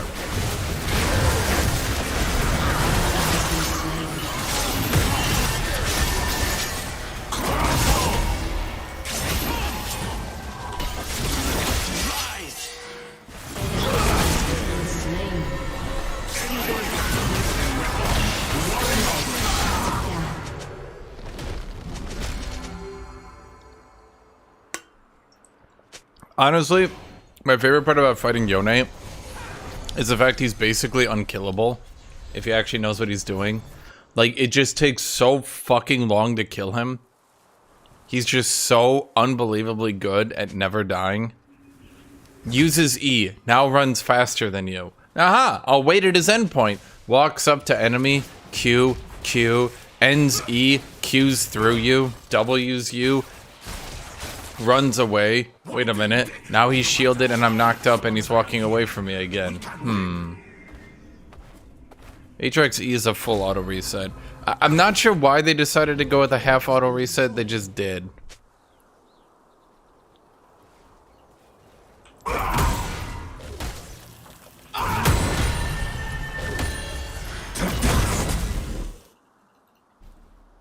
They just did. The desert was my mentor. As with everything, this game would be a lot more balanced if they just nerfed Yone into the fucking ground.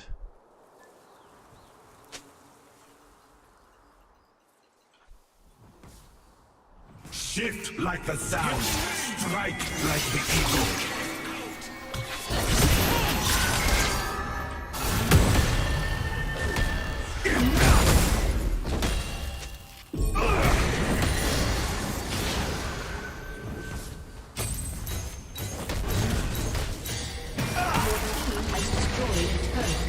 Sometimes a warden must become a warrior.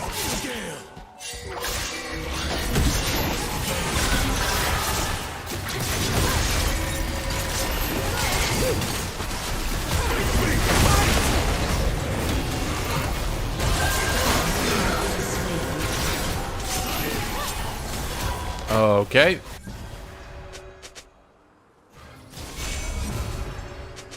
I don't know why you're dropping Rift Herald then backing. Like, you know they're gonna attack it, right?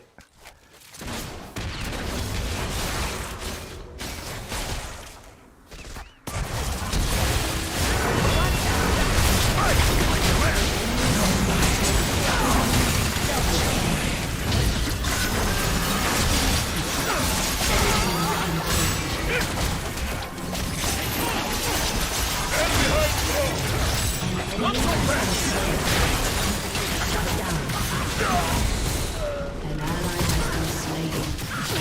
Double kill. Aced.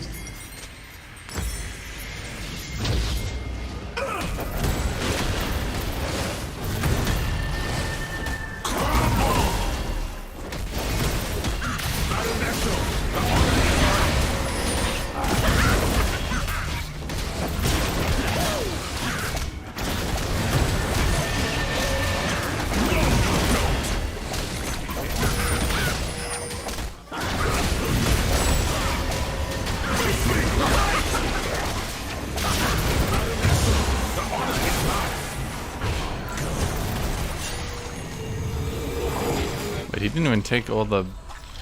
Huh.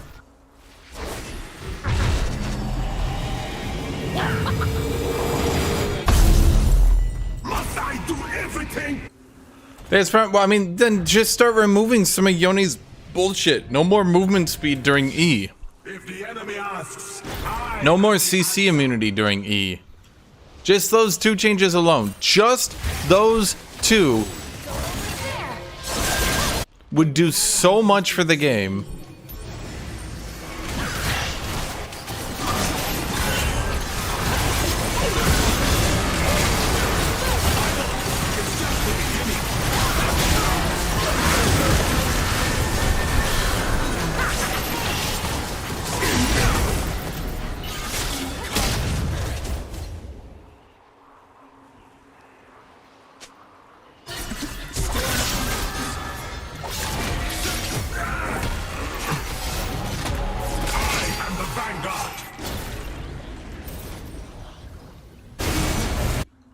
Shut down.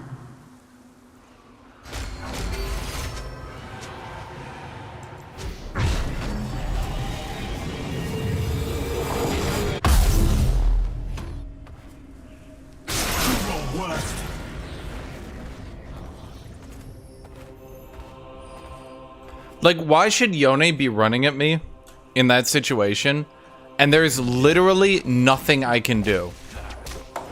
Even if I turn, even if I use every ability, he just immunes every CC and goes back to the point. But also, if I don't use every ability, he kills me because he outruns me and has perma CC and gap closers.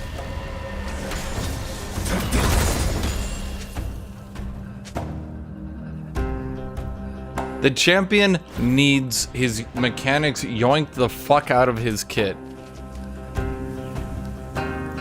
I also think they should go a step further and reduce the amount of duration in his knockups.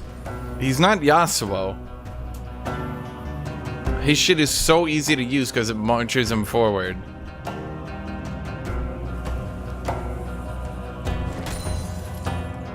Enemy killing spree. open battle honors the hunt. No, you don't. An ally has been slain.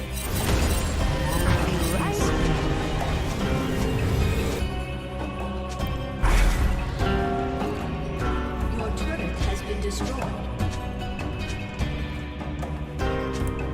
Yeah, make his E no longer dash at start, make it no longer CC immune at the end.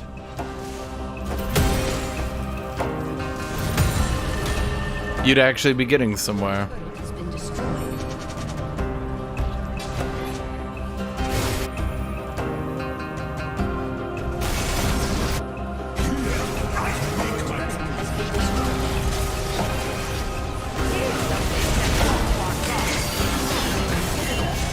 But why did we Braum ult there?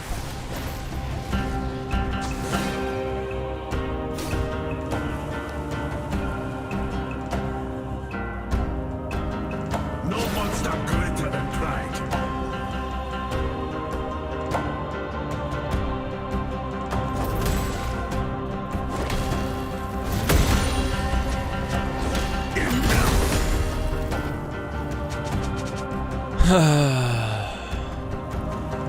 Good is not enough.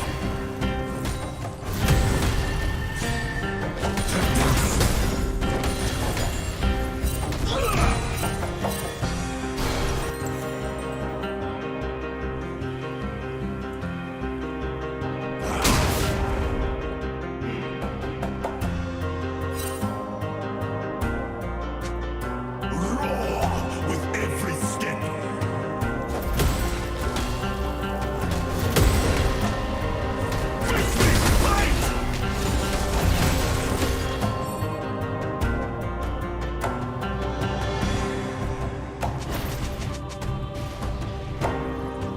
Those who don't respect me will learn today.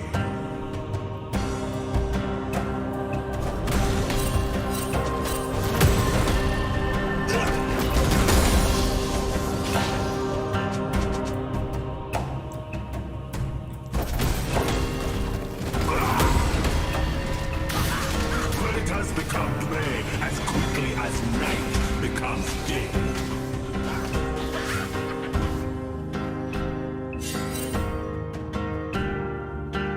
Yeah, that's what I'm saying. Literally just make Yone's Q3 a 0.5 second knockup. Remove the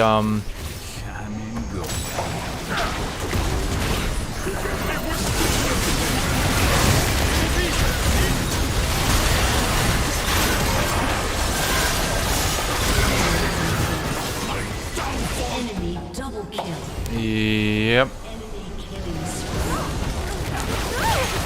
Ally has been slain.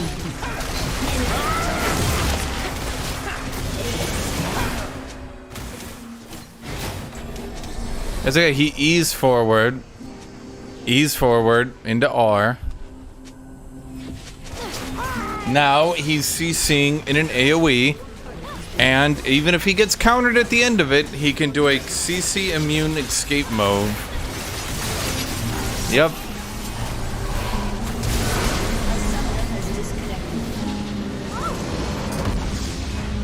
Defeat.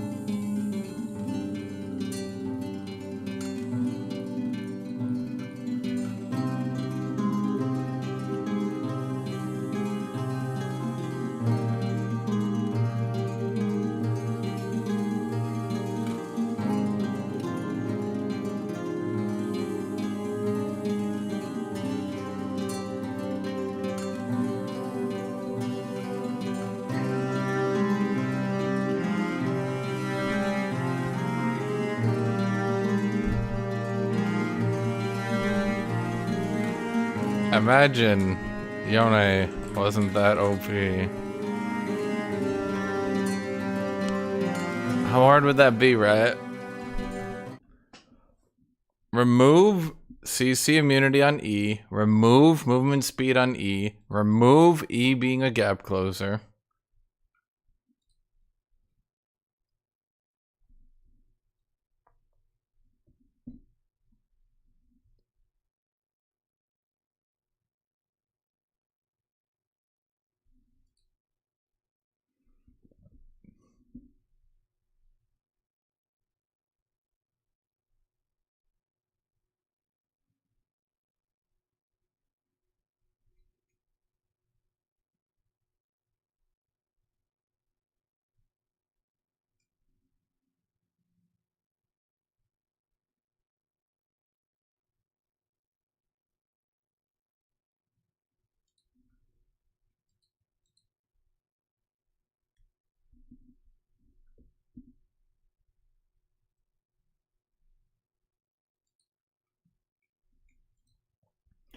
Dude, it's just insane to me that the champion is that fucking broken.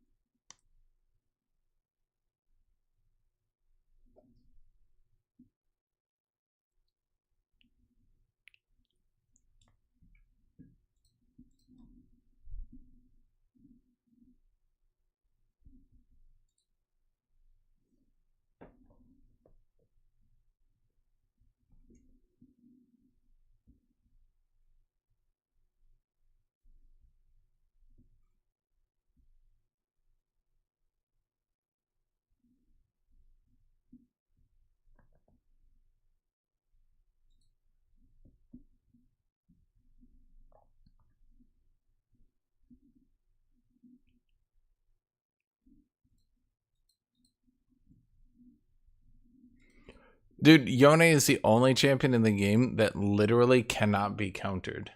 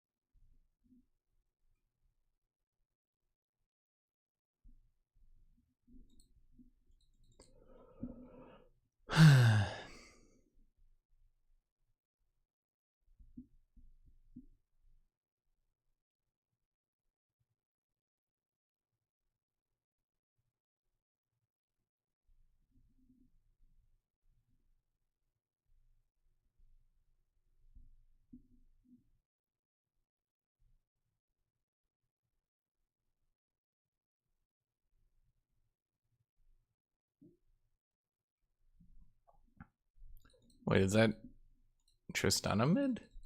Midstana. Yeah, that's Midstana.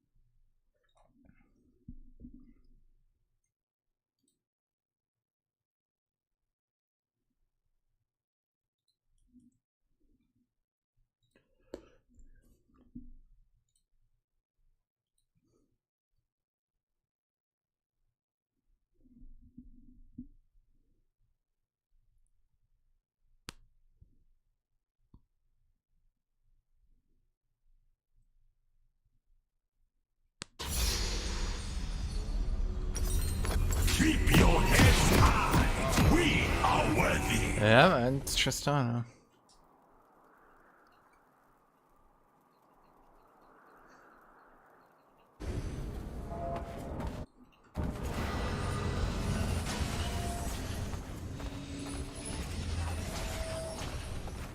Sometimes a warden must To become a warrior. Summoner's Rift.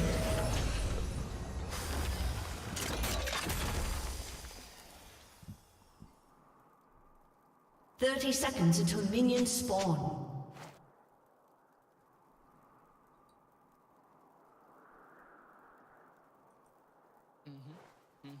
Everybody getting in line. Sit back with stars align.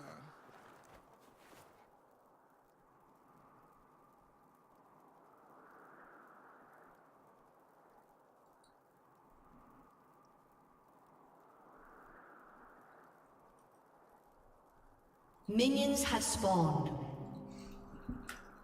The desert was my mentor. Yes, Yone has no counterplay. You can play like Jax, that's it. Champion needs a hard, massive nerf.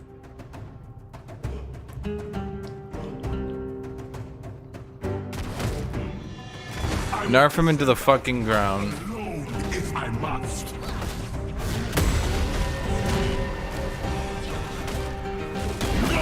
I don't know why we've rethought this whole some champions just aren't balanced above 45% thing. It's led to pretty shitty situations.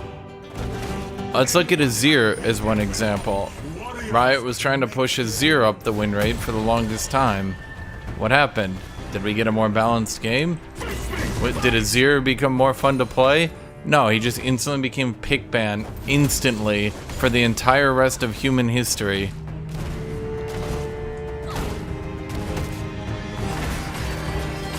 I fear no one.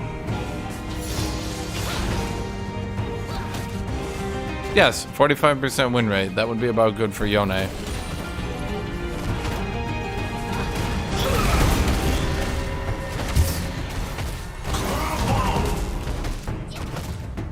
Yeah, Irelia, Yone, champions like that just aren't balanced. Period. They're just not. Nor will they ever be until they address the fact that you shouldn't be doing what they're doing.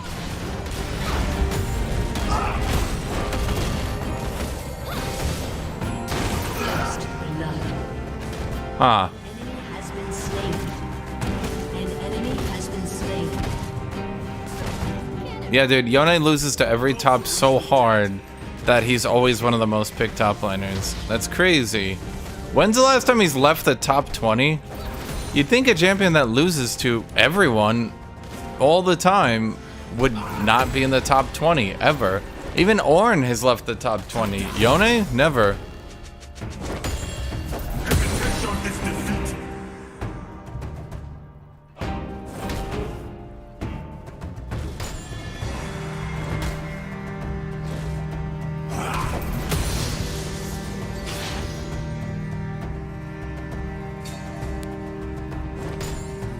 Come and get it.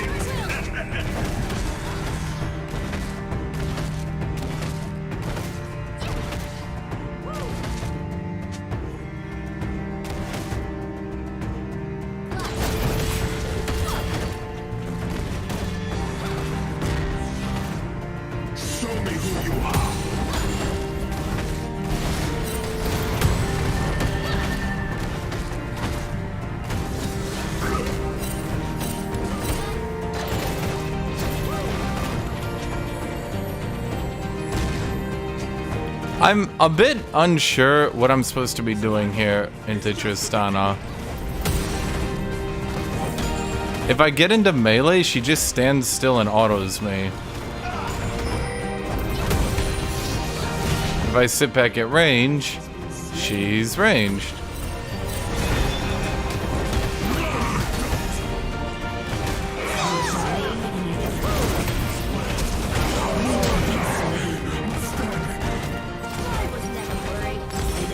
Okay.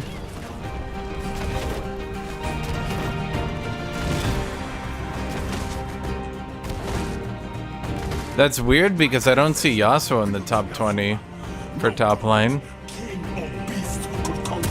Why is that?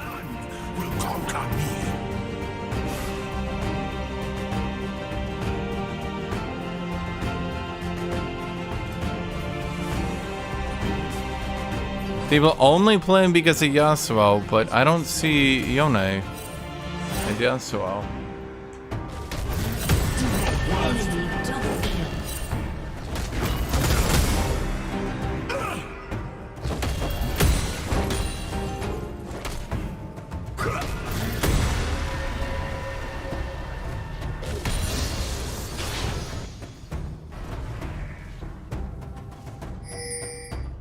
So, people only play Yone because they want to play Yasuo, but they don't play Yasuo. They play Yone because he's the Yasuo of top lane despite not playing Yasuo. I guess hoping Shen would do something here. He did not.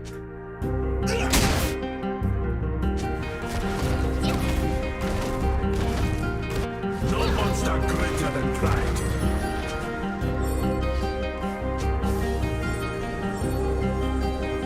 An enemy has been slain.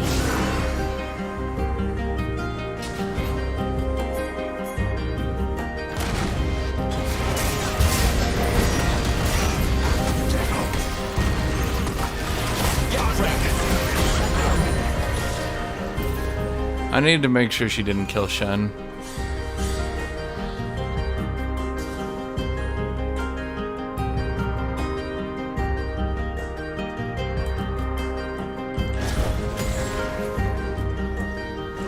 The main problem with Yone is he's not weak enough early game to compensate for how well he scales. You can thank Lethal Tempo for that.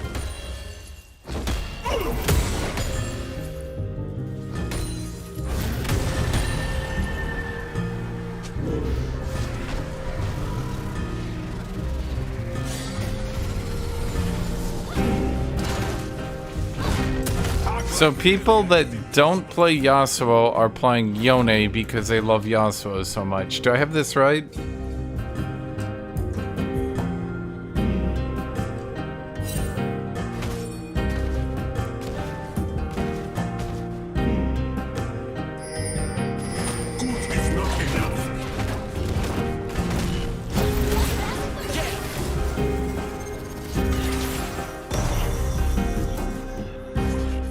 Enemy killing spree.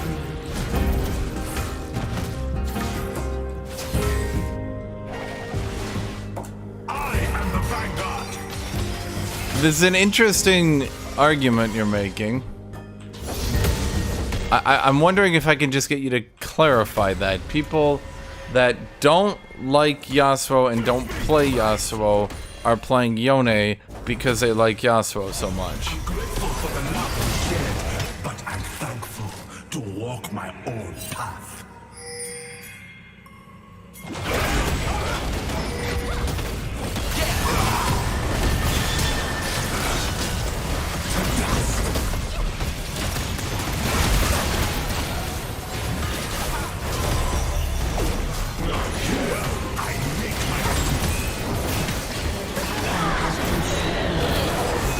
Enemy has been slain. An enemy has been slain.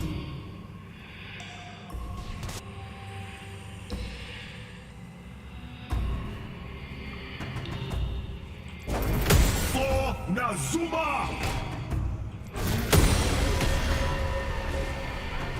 Crumble!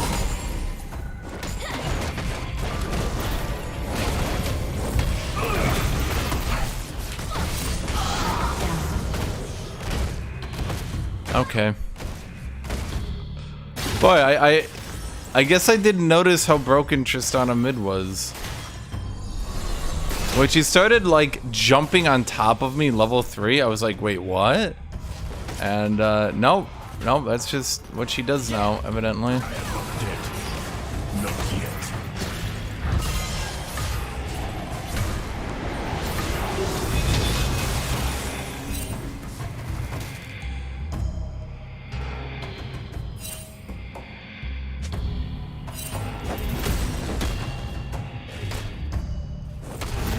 I don't AD carry players look at situations like that and be like, oh yeah, no, this is normal. What do you mean, Hashinshin? AD carries are supposed to be really good early game, and then power spike at 2 items, and then automatically win the game.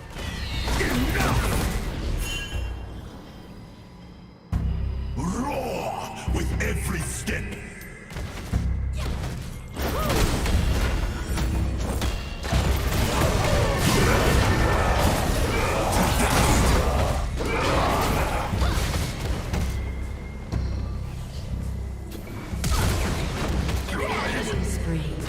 Okay.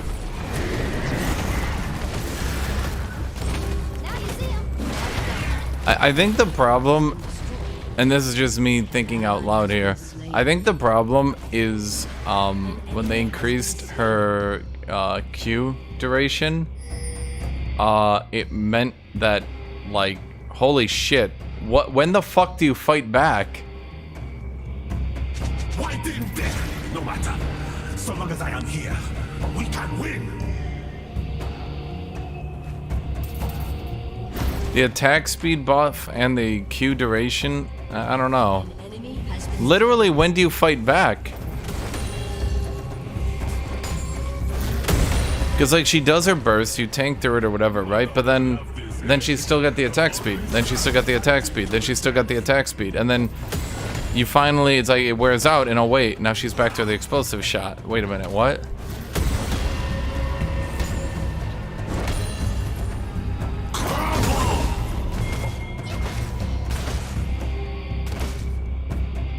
If the enemy asks, I am the answer.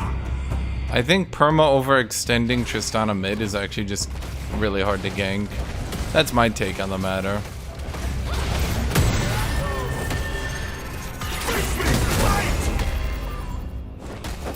My favorite was when he was pinging me as I was being dove by 3 people. Like, okay. My mistakes, they are my history, my motivation.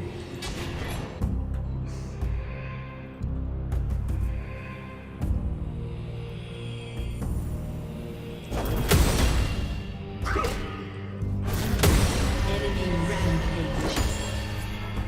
No, you don't. We were friends, then lovers, then apart. Some hunts fail, some love stories too. When Auntie says strong women as I see it, she was right. Your turret has been destroyed.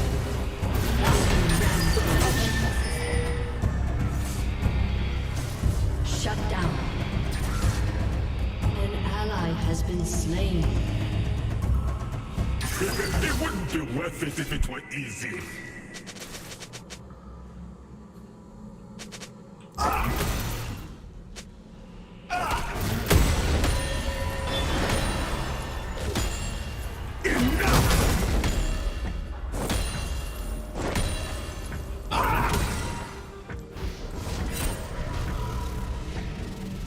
Well, Tristana escaped because she is really, really overtuned, because every marksman right now is giga overtuned.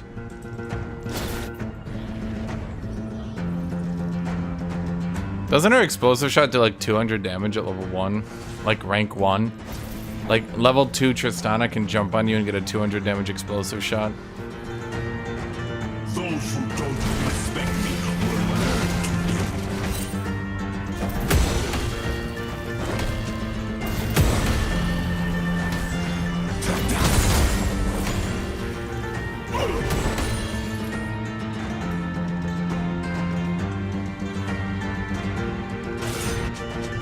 Predators become prey as quickly as night becomes day. No, that's okay. I'm actually gonna tell you guys that's the secret. ADCs have always been really good in solo lanes. They just got nerfed really hard all the time.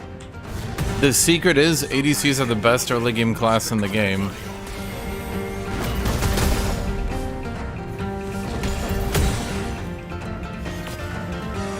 If you actually look at them and you actually look at their numbers and what they do, yes, ADCs are without a doubt the strongest early game class in League of Legends.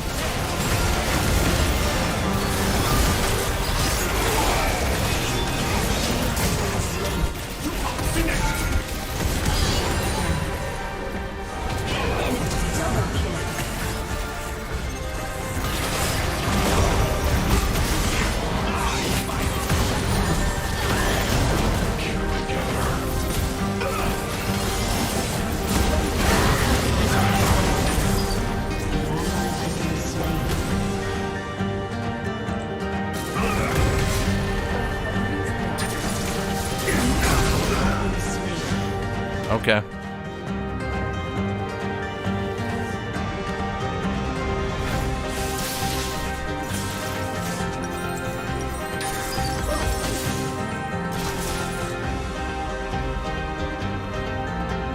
Didn't I literally do everything in that fight? I'm like confused here.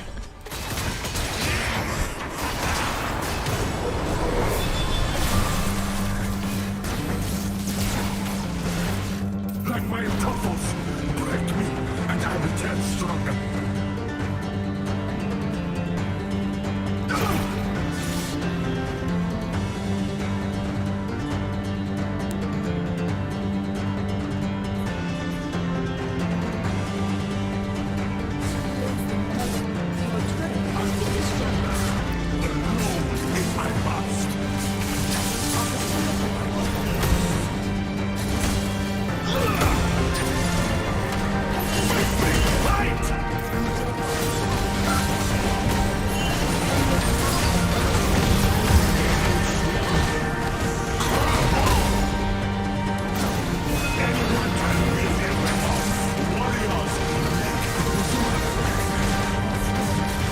Okay.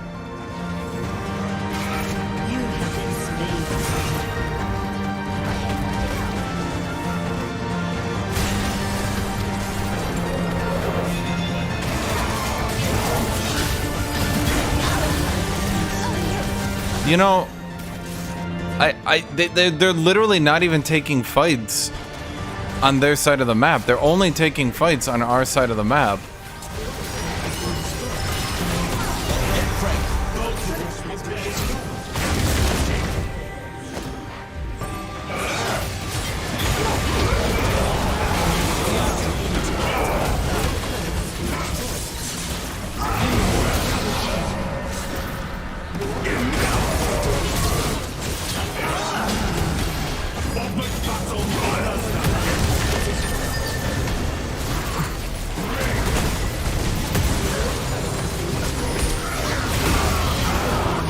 Shit, I thought that was gonna get in range.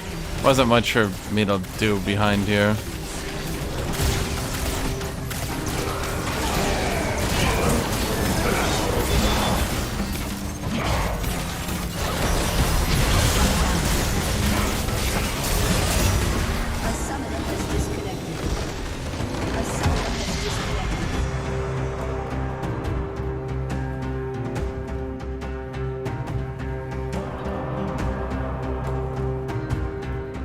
Dude, Echo was literally counter jungling for like 3 straight minutes.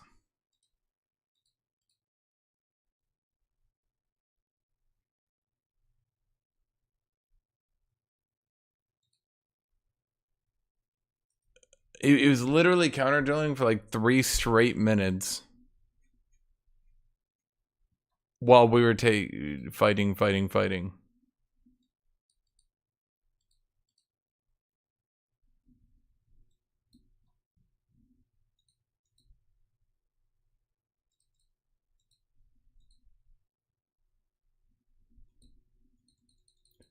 I'm legitimately curious.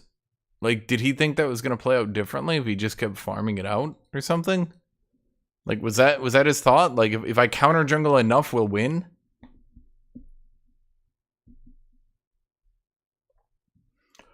Dude, we haven't had a winning bot lane in like 5 hours today.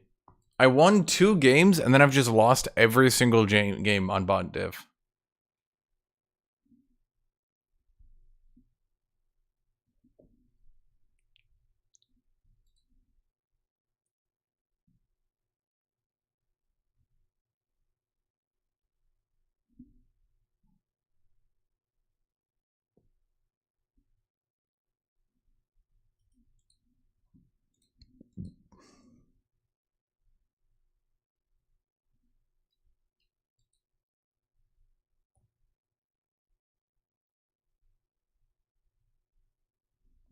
Dude, Echo wasn't playing anywhere. He just kept counter jungling the entire game.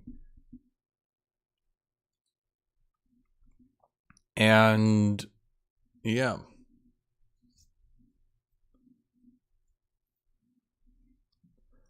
He just kept counter jungling.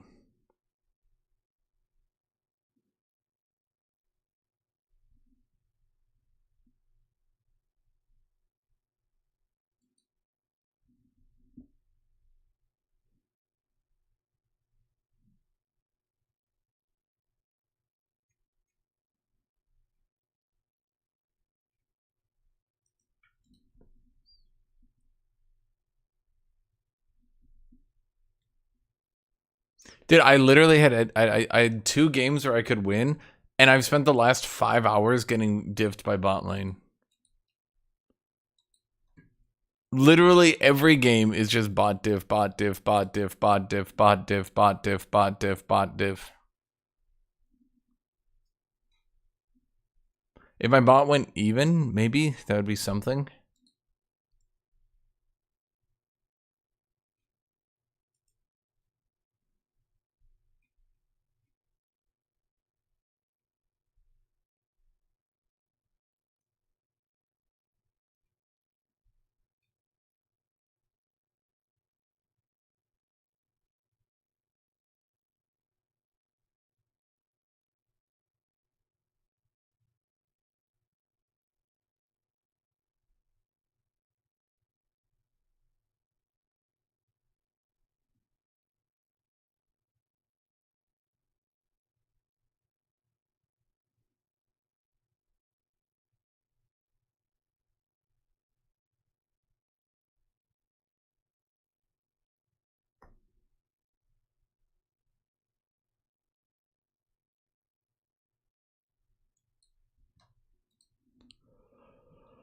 That's the name of my game. Bot diff, bot diff, bot diff, bot diff, bot diff.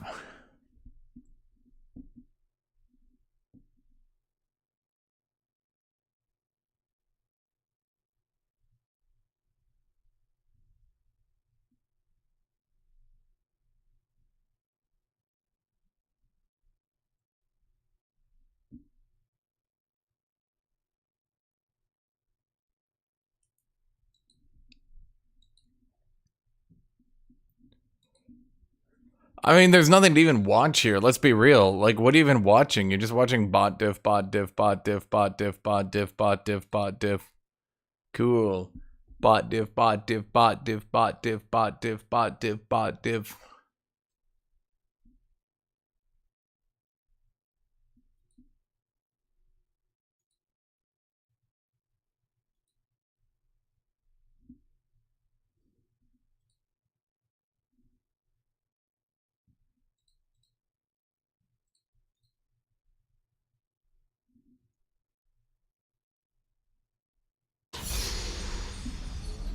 Consorte, hear my name and know my strength.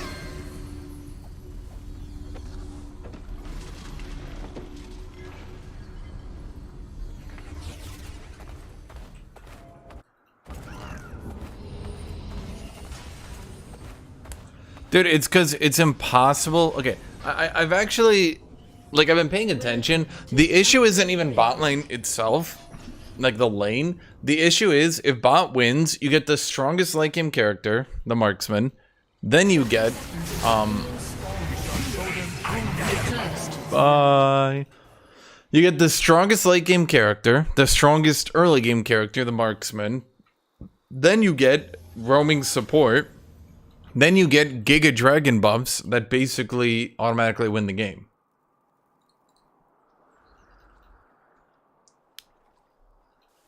If the enemy asks, How is Camille a racist for simply killing poor people? Are you saying that only people of a specific race are poor? Are you fishing? Is that do you think I'm stupid or are you stupid? Which one is it?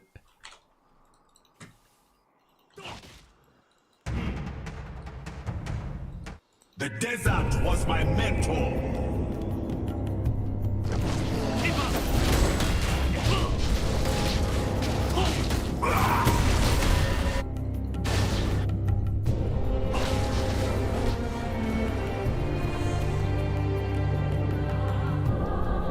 Open battle honors the hunt.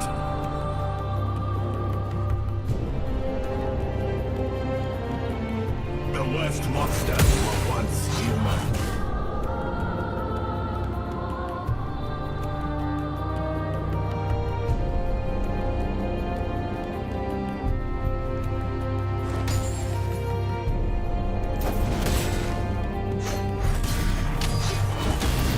Act like failure is impossible.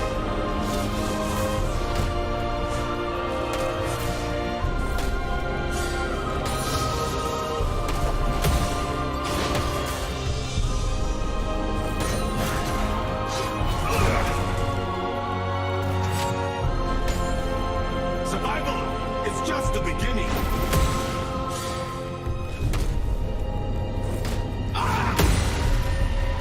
Ah! I don't know why that made me laugh.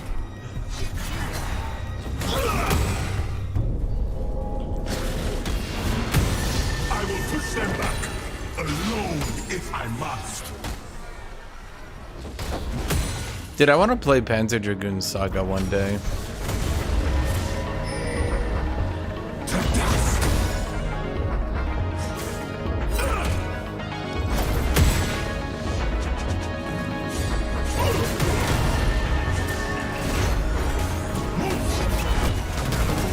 Anyone can wield a weapon. Warriors make their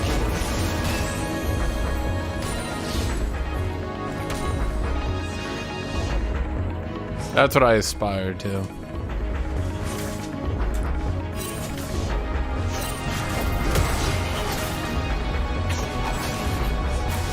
surrender is a weakling Enemy has been slain.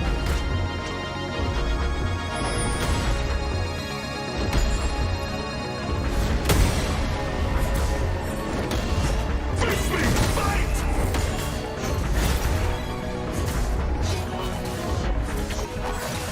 Those who Aatrox be like, by tanking all these minions, I shall be the victor. Sure, buddy. An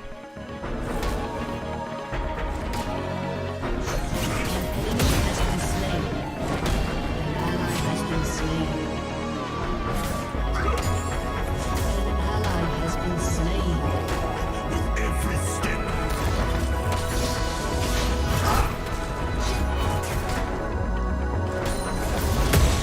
People ask me, they say, Hashinshin, what do you aspire to?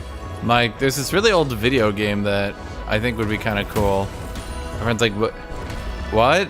Dan, do you want to be like an astronaut? I'm like, no, I wanna like play Panzer Dragoon Saga one day.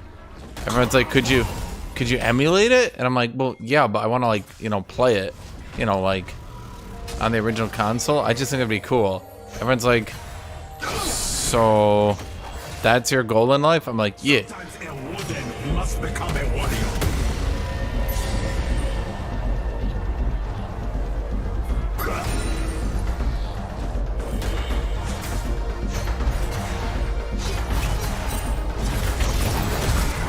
Ah, shit. I forgot about the bone plating and it triple blocked me. Oops.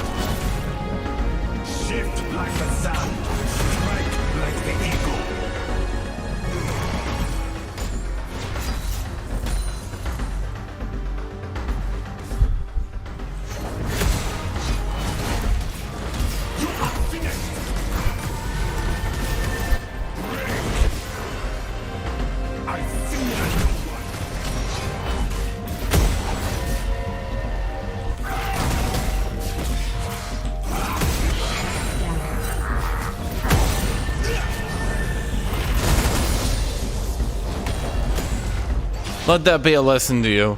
Nobody kills me twice in a row with my own champion. 3 times, maybe. Once, for sure. Twice, though, never.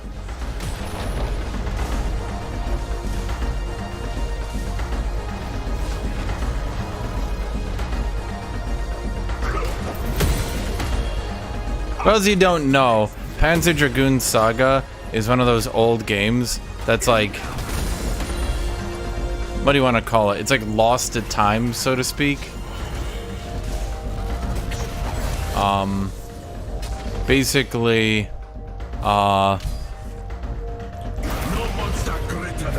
when the Sega Saturn was dying, they decided to make a really, really, really, really big and expensive game. Now, I know what you're saying. What? Why?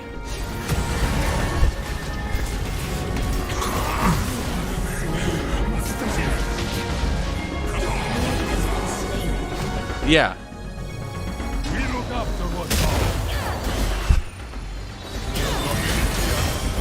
So they made this really fucking expensive RPG, like cutting edge technology, cutting edge graphics, completely new gameplay, super highly rated, orchestral soundtrack, this one, right? That's why it sounds super dated, the soundtrack. Because, you know, it was recorded like 20 years ago. More? Probably like 25 years ago. Anyway, no one really bought the Sega Saturn, and no one really bought the game. So it's like $1,000 to play it. Yeah.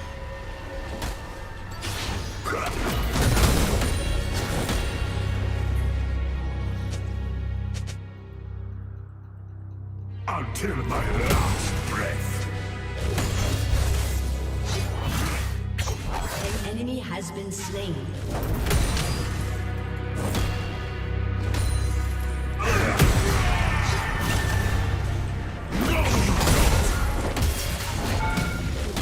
Now it ends. For Nazuma. Killing spree. Shut down. An ally has been slain. To dust. Do your worst. An enemy has been slain. You forgot the Sega Saturn existed? Yeah, so did everyone.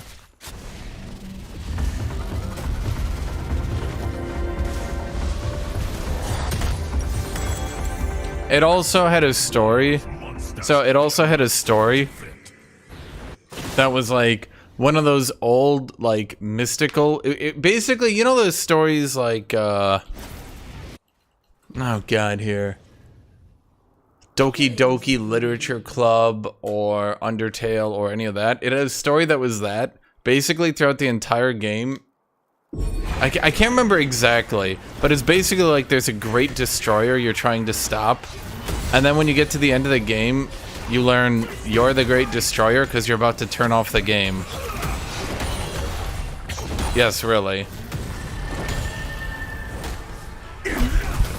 And this was made in like 1998, and audiences were like, "What?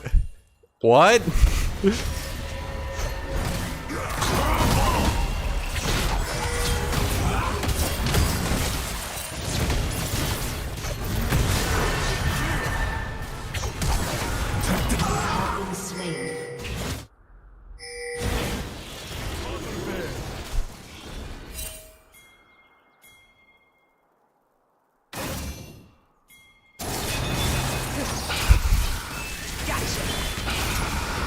Killing spree.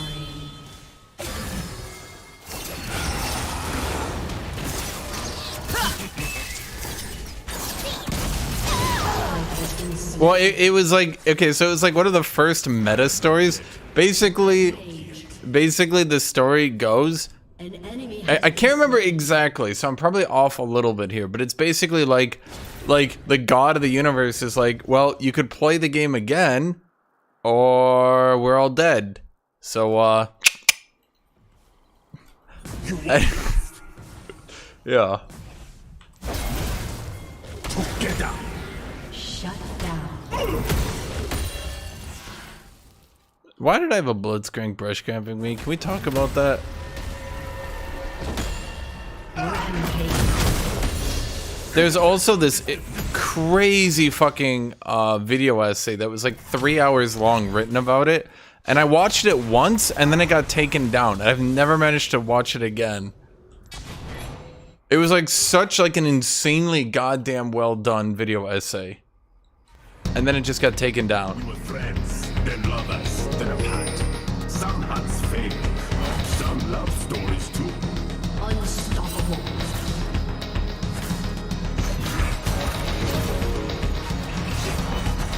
Wait, that actually pulled me?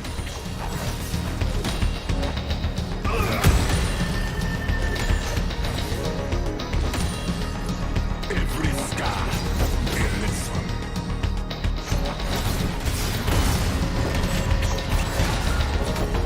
No, you don't.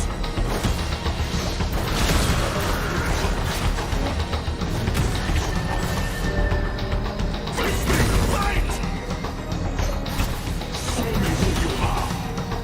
Yeah, it's a bit difficult to deal with him because he's got the fairly significant item laid down. An enemy has been slain.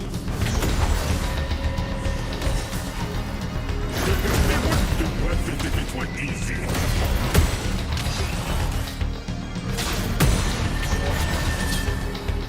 Your team has destroyed.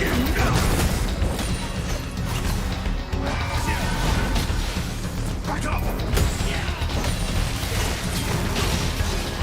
It's not enough. Damn. He had that.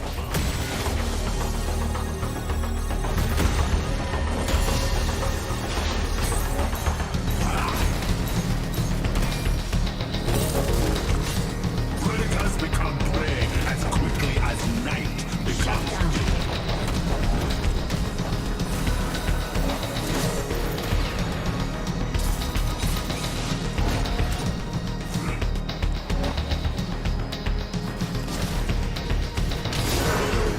Okay, I'm just gonna pop Ghost. They're looking like they're gonna do something fucky.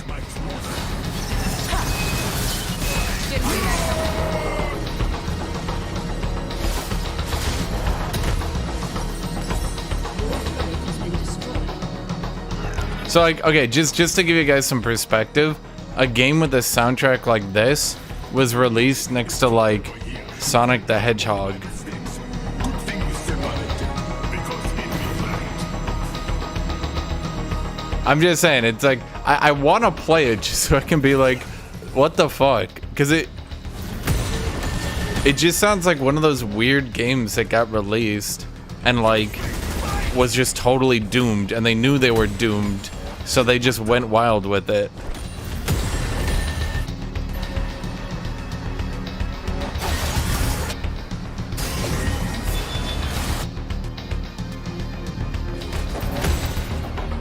Because like the Sega wanted to release a game that would like compete with Final Fantasy, so they just gave it a giga budget, but then they realized that the console that it was on was never going to be good. So An ally has been slain.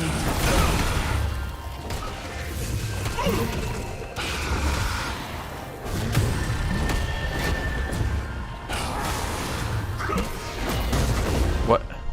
What? Okay. Dominating.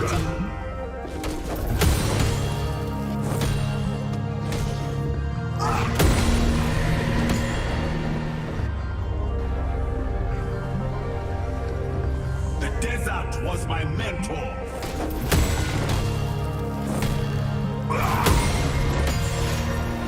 No, you don't. Your team has destroyed a turret.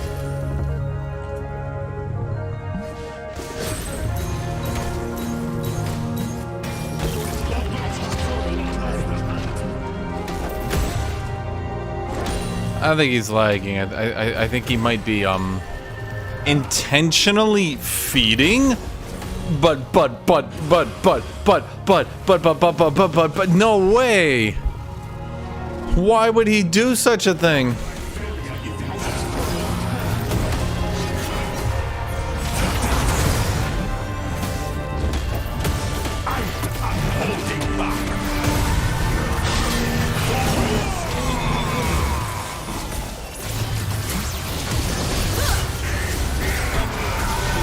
Well, shit.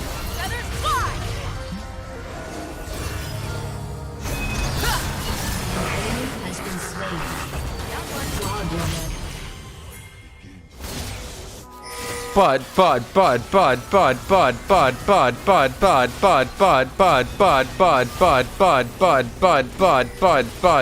you don't think he'd actually but in, do you?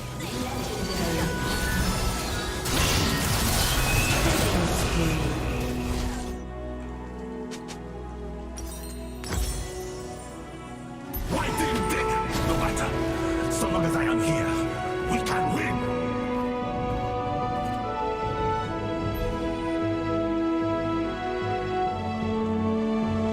But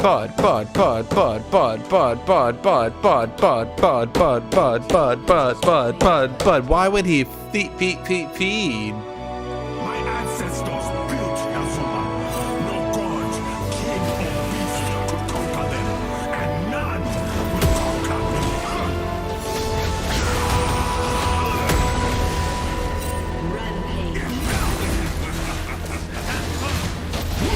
Has been slain. But I don't think he's really trying to win, but. Survival is just the beginning. Shut down. It's insane how if bot lane wins, the entire game just ends right now.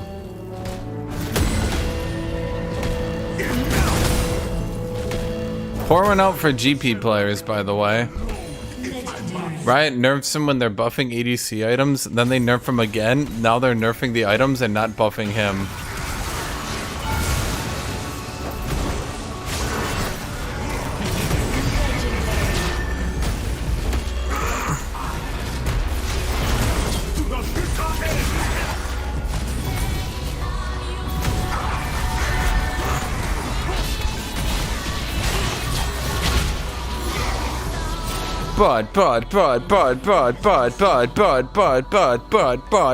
But this is no way to win.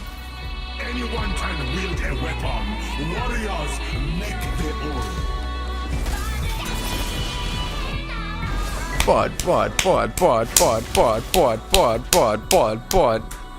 Uh-oh.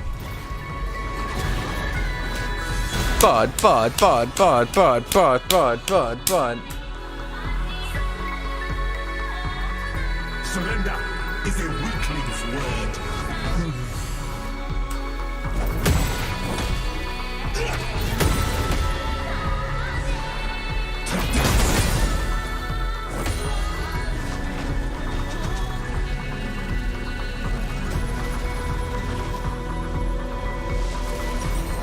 Those who don't respect me will learn today.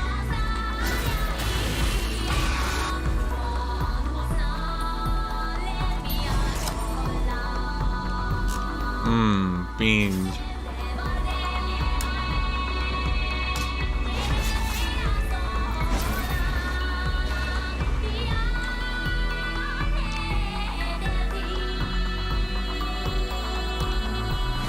Mother would love this.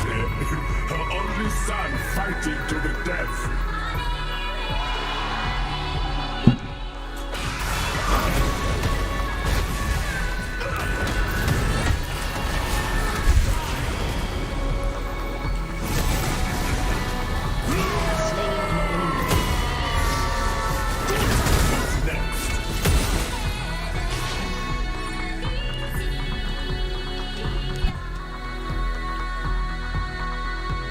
Legendary.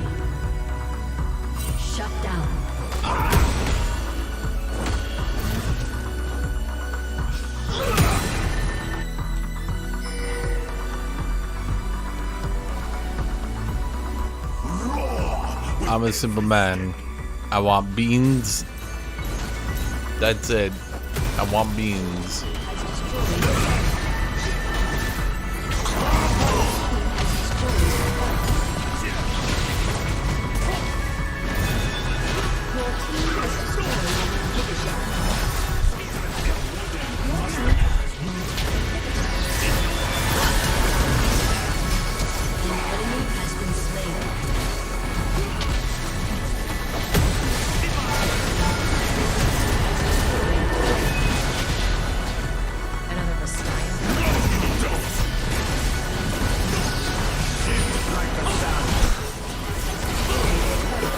Blood screen goes to pull Cosante. Cosante's like, I have a boyfriend. A summoner has disconnected.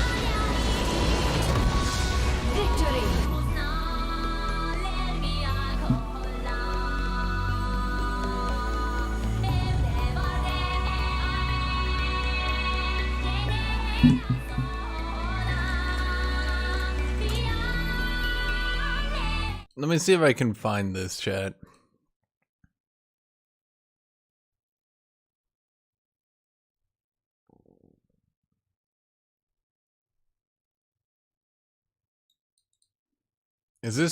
Will be there. Is this okay? I did watch this. Earth may not be forever, but we still have the responsibility to leave what traces of life we can. Building the future and keeping the past alive are one and the same thing.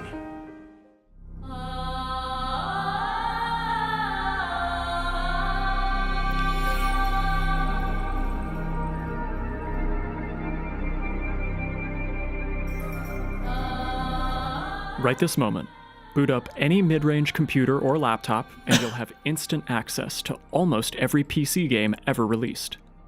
In all of ludic history, there's never been a time like this. And our backlogs are bigger than they've ever been. I am a monument to all your sins.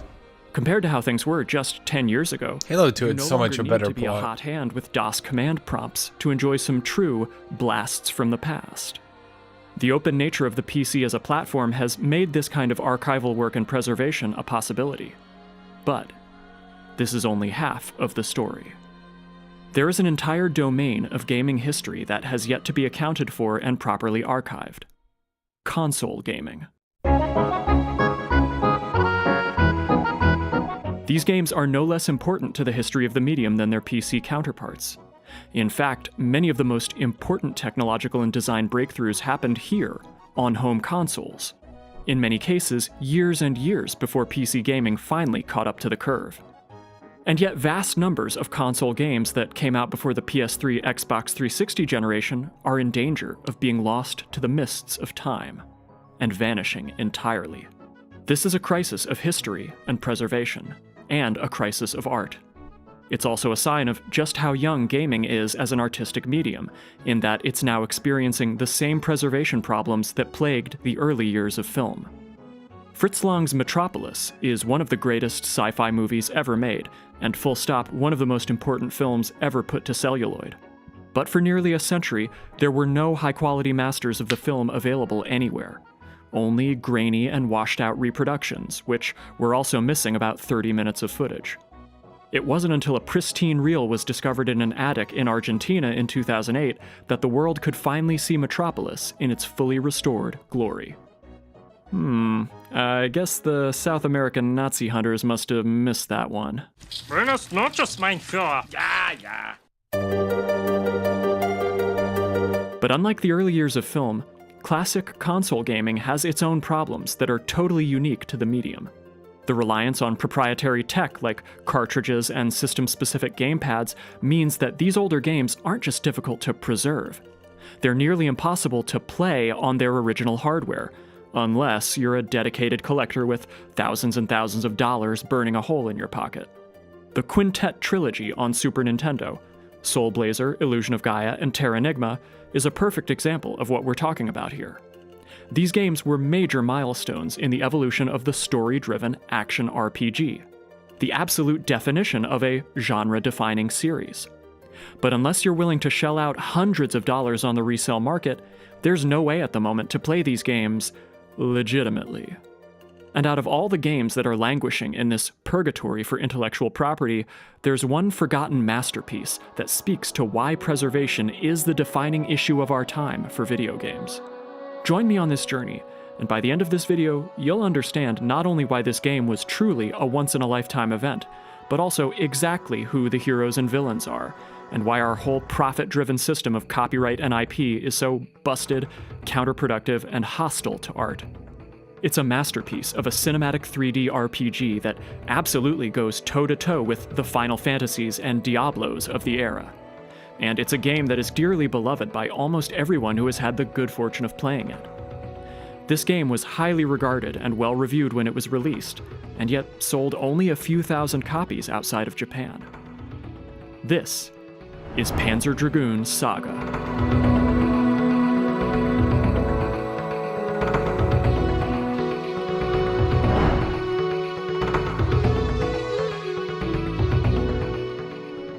Panzer Dragoon Saga is a continuation of the first two games in the series for the Sega Saturn.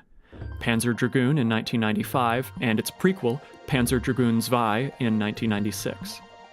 These two games quickly became the definitive killer apps for the Saturn, owing to their artful blend of epic narrative, cutting-edge polygonal 3D graphics, and fast-paced, on-rails shooting. If Star Fox set the template for rail shooters in the era of 90s console games, then it was Panzer Dragoon that took this format and got weird with it. All three of the Saturn's Panzer Dragoon games were developed by Team Andromeda, an internal Sega design team headed up by series creator Yukio Futatsuki. And Futatsuki himself was a young and hungry novice when he started working on the series, only 23 years old, with barely 2 years of experience at Sega at the time. The young lads and lasses of Team Andromeda were, as Futatsuki put it during an interview at GDC 2019, punk rock game designers. In creating Panzer Dragoon and its sequels, they were also tackling the era's game design conventions head-on, with the aim of creating something remarkable and totally new. Ticking off all of the first Panzer Dragoon's numerous technological and design accomplishments could easily be a video essay all its own. There's full 360-degree 3D camera control, allowing the player to aim and shoot in any direction. The scenery is breathtaking, including that cool-ass water effect that at the time only the Saturn could do, creating an endless azure ocean that is so instantly evocative of those 90s anime vibes. The secret blue water! And a lavishly animated dragon as the player character's mount, whose wings flap and glide through technicolor skies, with its tail rolling and undulating in a remarkably lifelike display. These games were a testament to the dual CPU horsepower the Saturn was packing underneath its unassuming exterior. This was a notoriously difficult console to code for, but with enough effort, dedicated devs like Team Andromeda could work magic. While the sequel Zwei would make some interesting additions to the formula, like branching levels and a progression system in the form of evolutions for your dragon, it was essentially a bigger and better sequel to the first Panzer Dragoon. Oh boy. But the next game in the pick. saga of Panzer Dragoon would be wildly different from those that came before. Give me last pick.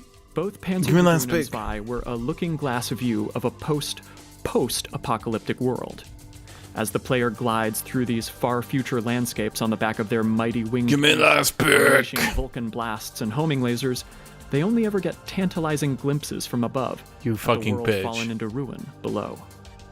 Thus was the stage set for Hazel, Panzer Dragoon RPG, or as we know it outside of Japan, Panzer Dragoon Saga. It was time to get up close and personal with the world laid down in the first two games. Panzer Dragoon Saga tells of an age where the Earth as we know it is no more. Runaway climate change has caused massive holy sea shit, level it's rises gameplay again. and flooded all that remains of an ancient and highly advanced civilization.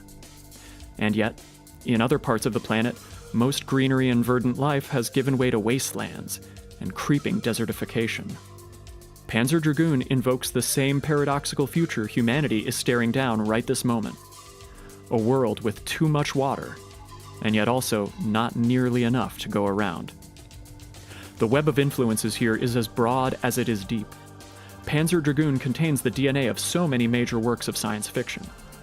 Dune and Star Wars may come first to mind, but there are also noticeable parallels to works like 1973's animated psychedelic epic Fantastic Planet, and Hayao Miyazaki's 1985 anime opus Nausicaa of the Valley of the Wind. In all of these fictional settings, humanity are the bastard fallen children of their progenitors, doomed to hardscrabble suffering on devastated worlds as they scavenge among the ruins of a bygone golden age. There's one more point of comparison here, and it's perhaps the most important one of all. The team behind Panzer Dragoon cites as one of their main inspirations the French comic artist and writer Jean Giraud, better known by his nom de plume, Moebius. And indeed, tributes to Giraud's iconic bande dessinée style can be seen across the whole of the Panzer Dragoon series. But there's more here than just influence and inspiration in play. Team Andromeda actually hired Moebius to provide art and character designs for the Panzer Dragoon series. And the team was so impressed with his work that they turned his key visual into the cover art for the Japanese release of the first Panzer Dragoon. Dreaming in Neon devotees, take note.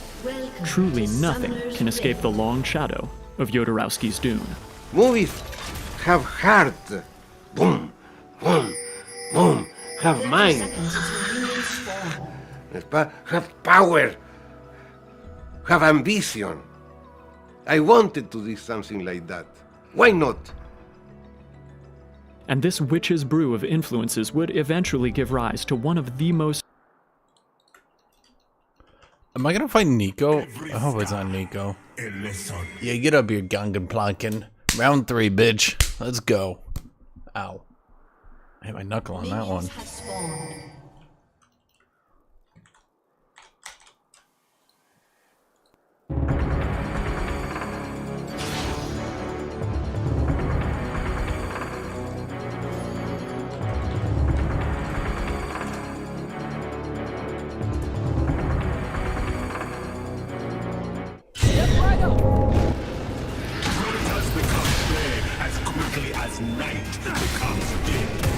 Are you fucking kidding me? Pussy ass bitch swapping to mid to escape your fate, you fucking pussy.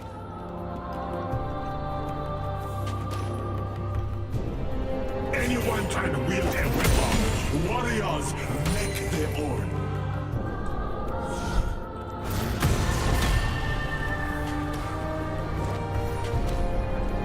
Face me, fight!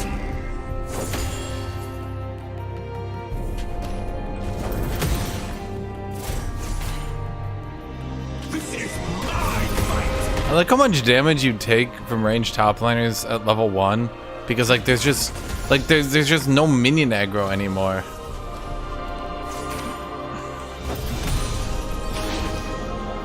You just have to eat the damage.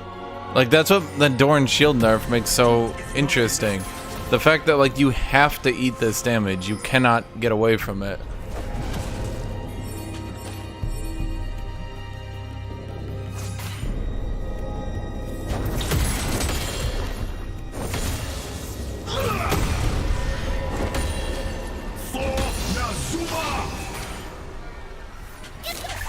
Yeah, I fought this Gangplank player before. I beat him twice, and I guess now he's mid lane like a little pussy.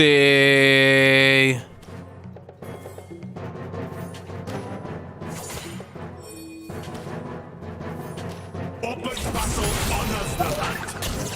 First blood. An enemy has been slain. An ally has been slain. Well, if Olaf's good, he should ult your ult before it goes off so that it doesn't steal the stats.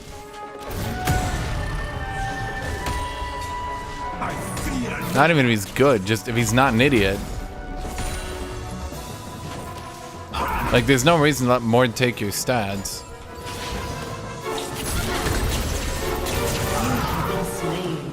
Huh.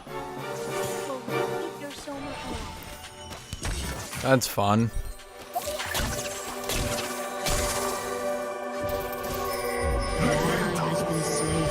I like my Doran shield keeping me alive in the early game when ranged champions can just perma-poke you. I hope Riot doesn't nerf it randomly.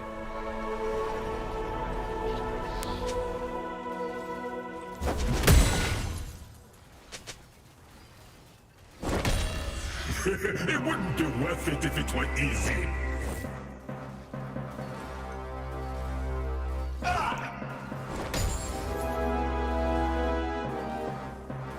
Whoa, guys. Come on. What? Nico automatically winning the early game, then outskilling you is actually good gameplay, and here's why. Hello, I'm Riot Freak, and welcome to my podcast titled I Don't Give a Fuck About Top Lane, Stop Complaining. In this podcast, I don't give a fuck about top lane. I will make changes at random because I really fucking hate top lane.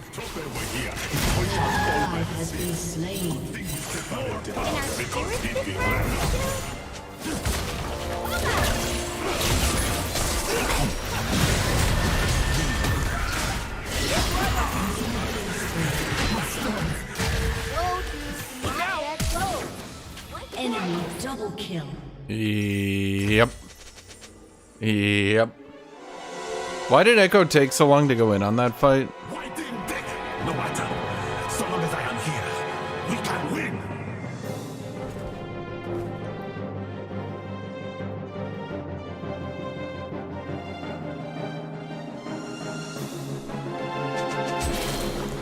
It's okay, guys. We buffed Nico's base damage 900 times because second wind door and shield allows you to live through it.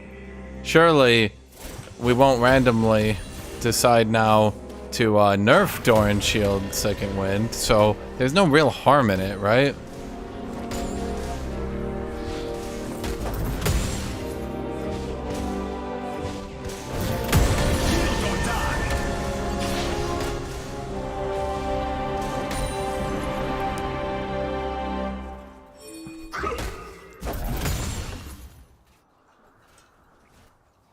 Olaf doesn't really even need to dodge. Enemy kills. Olaf can literally just barrel in and he beats. If the enemy asks, I am the answer. Like he can literally just barrel in and he wins that.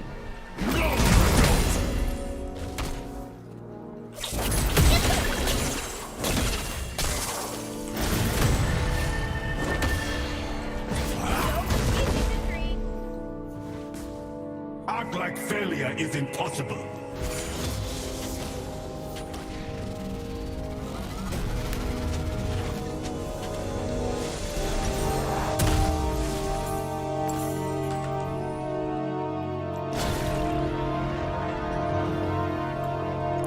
Olaf's not brain dead, it's just in that particular matchup, Olaf doesn't really need to think.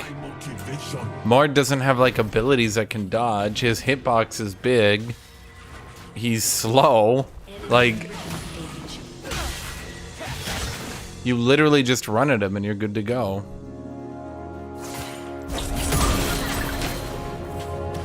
Ascended warlords monsters, they are not so different.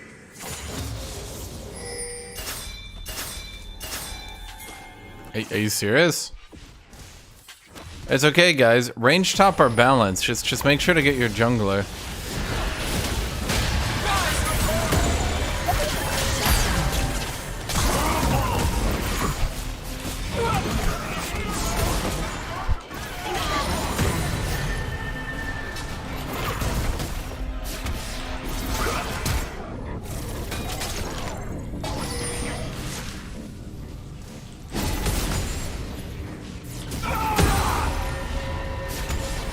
I think in that situation, going 1-for-1 is about as good as we can do.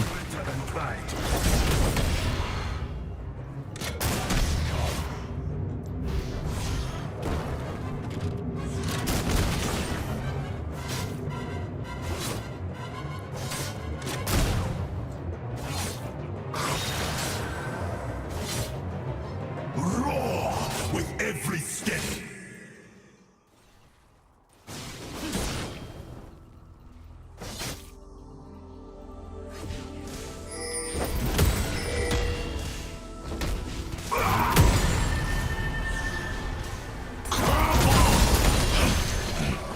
Sometimes a warden must become a warrior.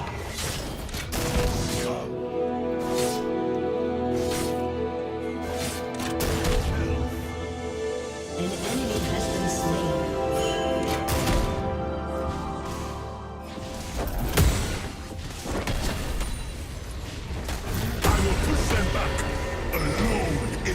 mean, yeah, if dude wants to play a champion because he likes him, why is chat being like, nah, ha, ha, ha, how dare you? It's just like, I play Mord because Mord's cool. Like, okay. What are you gonna do, sue him? Like the sand, strike like the eagle.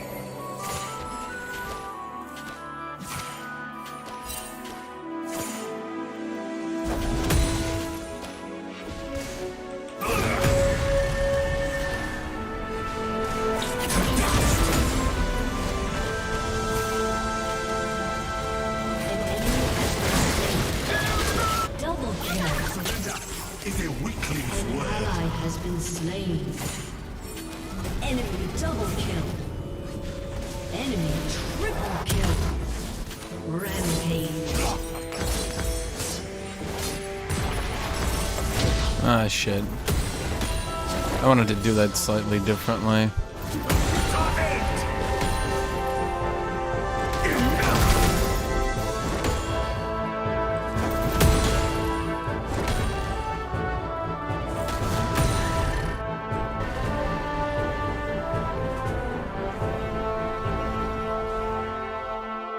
I am the vanguard.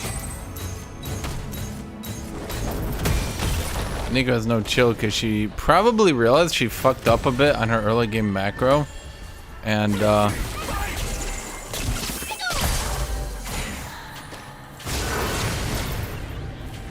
Those who don't respect yeah. will learn today.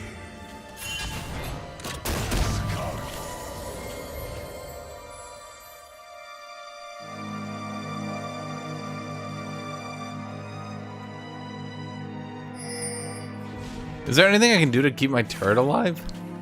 No one's going to try to help me.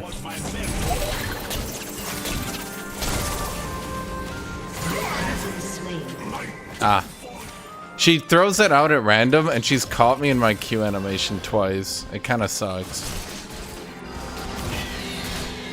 Surely there's no harm in increasing Nico's on-hit magic damage 3 times, right, eh? I can't remember why we nerfed it. Probably no real reason. No reason that I can think of.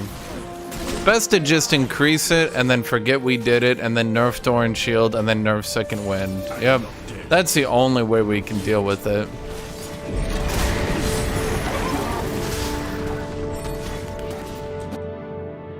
Your turret has been destroyed.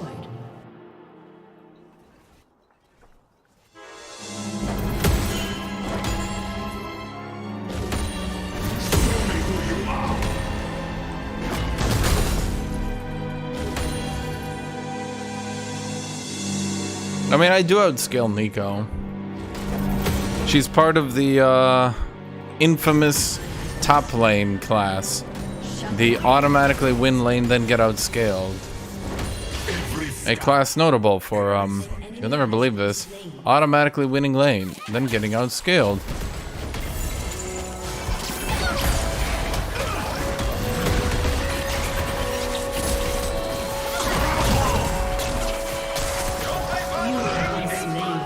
Okay. Boy, why did we ever nerf Nico's base damage, right? I can't really think of a reason. Best to put it out of mind and never think about it again.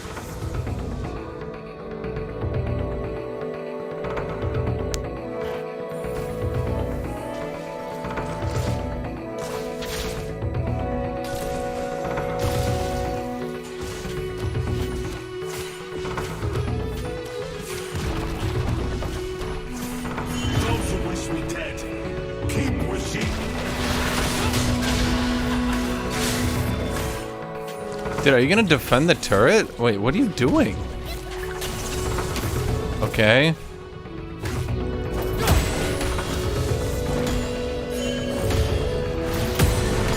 Predators become prey as quickly as night becomes day.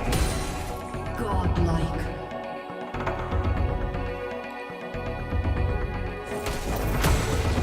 I actually have an idea for how they should balance Nico. Literally just undo every buff they did. That's it. That's my idea.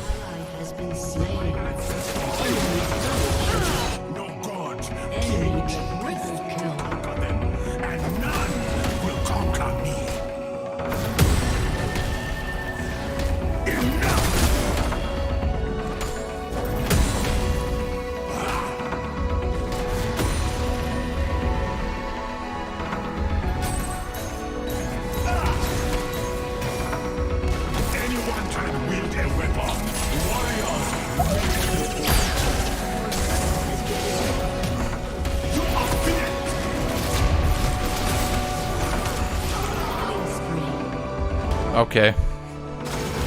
Thanks, Riot Video Games. Someone was having fun. You had to stop it.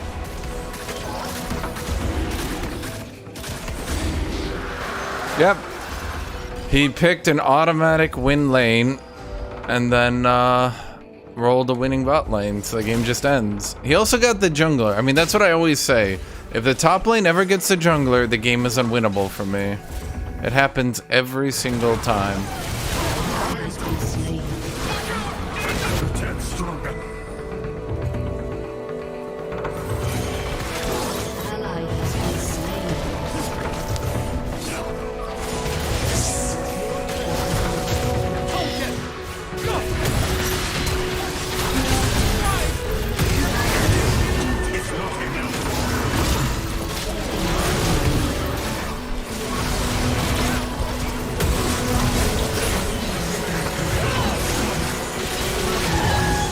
Huh.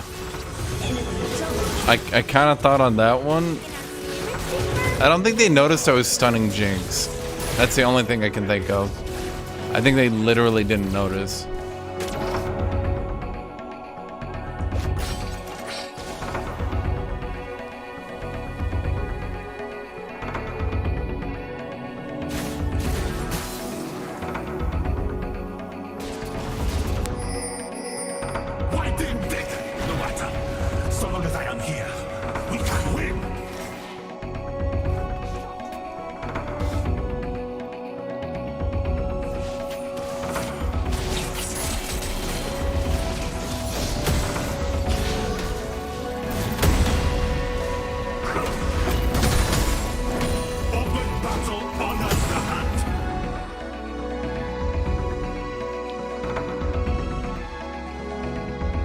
Match is ruined the second they picked a ranged top laner.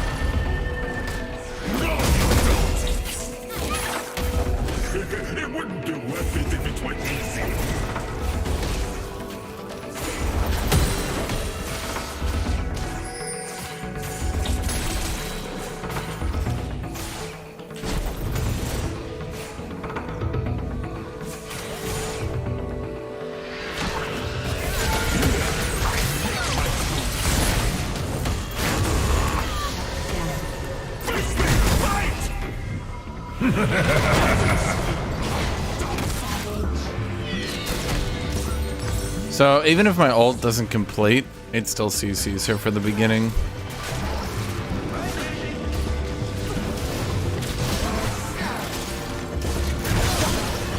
Yeah, I was about to say, why are we not killing Thresh?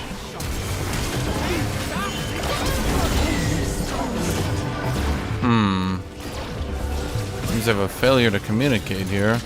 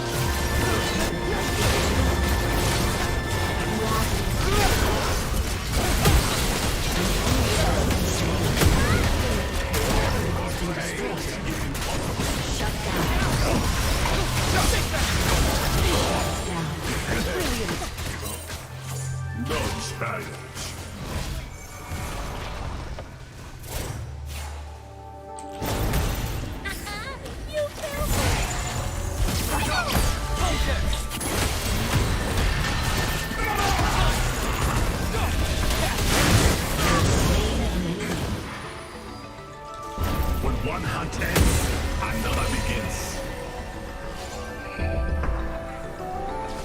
Must I do everything? Is he picking Sterik's Gauge? An ally has been slain. What?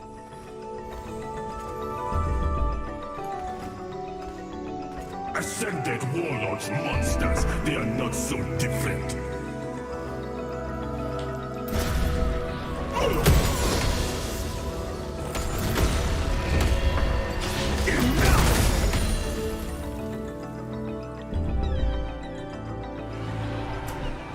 Oh, Hullbreaker. Okay. No monster greater than Wait, isn't that reduced to like half unranged champions? fight!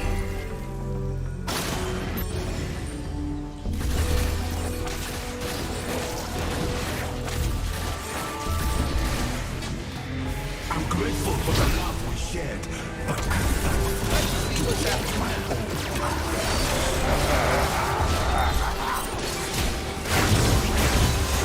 You smited at 1900 HP with no one possibly hitting it.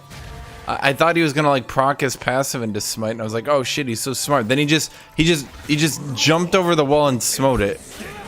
Like what?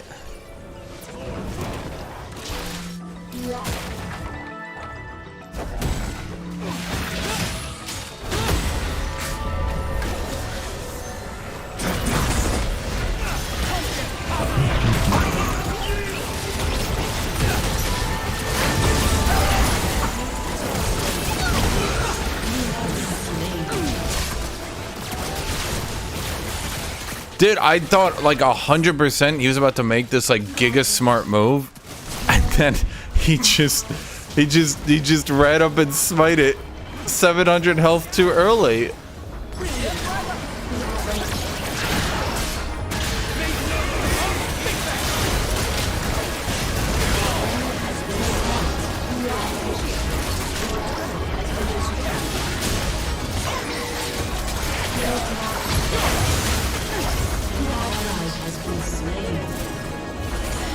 Okay.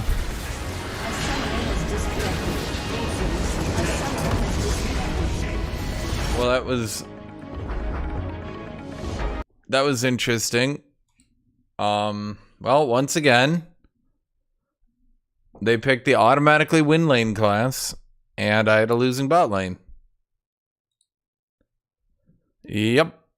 What a normal, healthy video game League of Legends is. Dude, there's gotta be something fucking wrong. Like, how do we get a losing bot lane every fucking game? It shouldn't be possible. Most singular and iconic JRPGs ever released. A never-before-seen fusion of RPG and action shooter, with a sweeping orchestral score, epic pre-rendered cutscenes, compelling and fully voice-acted characters, a dynamic hybrid turn-based combat system, and full 3D exploration, both on Dragon and on foot. It seemed like an airtight plan, the culmination of Sega's attempts to assert itself as a major player in the home console market, one capable of offering high-budget blockbuster experiences that rivaled anything from Square or Nintendo. But these things never work out quite the way they're supposed to.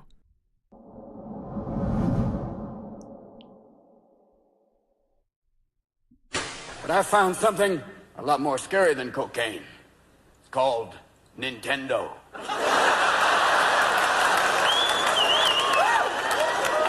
That's some kitty cocaine! Ah, the 90s. Those halcyon days of the console wars, where the Sega versus Nintendo arguments spilled across conference tables, lunchrooms, and playgrounds. And for a brief moment in time, it could truly be said that Sega did what Nintendo didn't. You can't do this on Nintendo Genesis. Does. Genesis. Does. Genesis. Does. Genesis. Does. Genesis does. Get to Mountain. In this brief post-Genesis interregnum of the early 90s, Sega actually had a fairly competitive share of the overall gaming space. From the release of the Genesis down through to the launch of the Saturn, Sega managed to claw back a sizable slice of the market from Nintendo. And with next-generation showings like Panzer Dragoon in the offing, it seemed like the future of video games might just belong to Sega. But a short 3 years after the rushed-to-market launch of the Saturn, war had changed. From 1995 through 1998, Sega's boom times turned to bust. The company's US office shrank from more than 2,000 employees to under 200, as the Saturn slowly lost ground to a bold entrant on the scene, the newly minted Sony PlayStation, which further twisted the knife by undercutting the Sega Saturn's $399 launch price. $299. And so, by the time of Panzer Dragoon Saga's release in 1998, Sega had largely abandoned the Saturn and shifted its focus to the impending launch of the Dreamcast. Sega's declining fortunes did not deter Team Andromeda. If anything, they were so possessed by the ambition of their vision for Panzer Dragoon Saga that they didn't realize just how challenging a task they had taken for themselves until they were right in the thick of it. As Futatsuki told The Ringer in 2018, a fully 3D RPG with beautiful visuals. That kind of game hardly existed anywhere in the world, which meant that no matter what aspect of the game we were working on, we had the challenge of making it entirely from whole cloth. But rather than treat this as an obstacle, Team Andromeda took this as an opportunity to entirely reinvent everything we thought we knew about the RPG genre. There's no fat to trim from this experience, no slow start where your amnesiac protagonist hunts slimes and completes fetch quests in the grassy hills around the starting town. Panzer Dragoon Saga gets right to the good stuff. Awe-inspiring dragons in flight, scenery-chewing villains doing dastardly deeds, and colorful lasers going pew-pew-pew.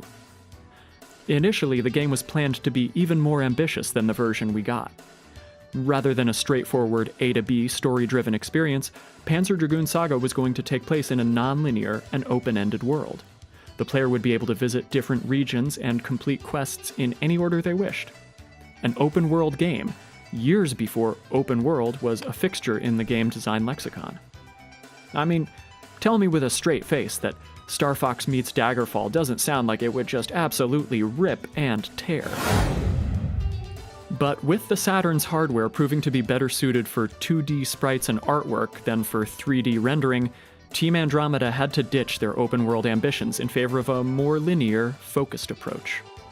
While the resulting game may appear quite hefty, releasing as it did on 4 jam-packed compact discs, most of those megabytes are reserved for the cinematics and high-quality voice acting. クレイメンかどうかは知らんが、それらしいのなら3日ほど前に来た。本当に？薬や武器を強奪して生きよった。皆が殺気立っておるのはそのせいだ。Oh yeah. This game did the fully voice-acted 3D RPG thing a full 2 years before Final Fantasy X. Panzer Dragoon Saga did nearly everything that Final Fantasy X gets praised for, at a time when Final Fantasy X was just a twinkle in Yoshinori Katase's eye. But Panzer Dragoon Saga is actually quite svelte, as far as epic JRPGs go anyway. A playthrough will only take you about 12 to 15 hours, or maybe 20 if you're angling for a 100% completionist run. This is no Chrono Cross or Xenogears, where revisiting a beloved classic means you're looking at a minimum 40 to 50 hour commitment to see all of the main story beats. That's not to say that Panzer Dragoon Saga is a simple or easy game. It's the opposite, really. Just as the game demonstrates a keen sense of how to efficiently convey narrative and characterization, it shows a similar focus when it comes to modernizing JRPG standards for the 3D era. All of the usual JRPG mechanics are here. Your dragon will gain experience and level up as you defeat enemies, just as you'll learn new abilities that can augment your defensive skills, heal and protect you, or deliver. We don't have to be friends. What am I doing here? We do have to fight together.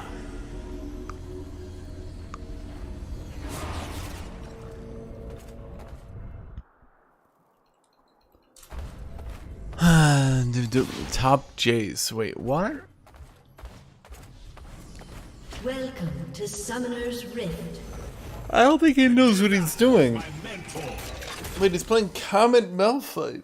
Why is he playing Comet Malphite? 30 seconds until minions spawn. First blood. That's just stupid.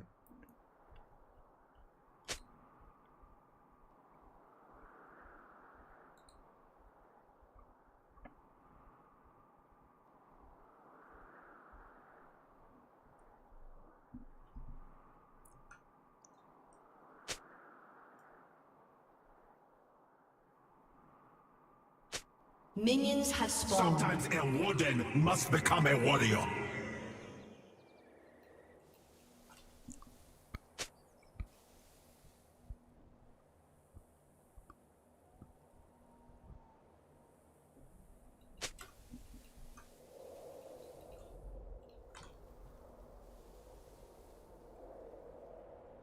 Ascended warlords monsters, they are not so different.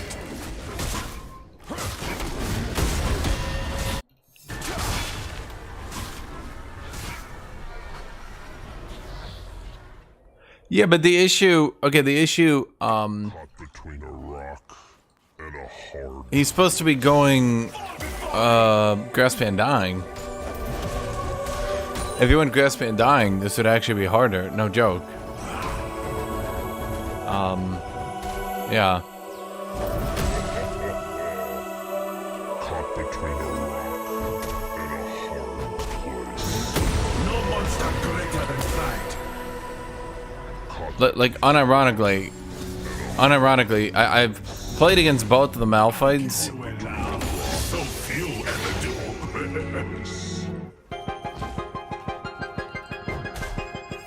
do. Yeah. Having played against both the Malphites, the Grasp Van Dying one is infinitely more difficult to fight. Open battle honors the hunt.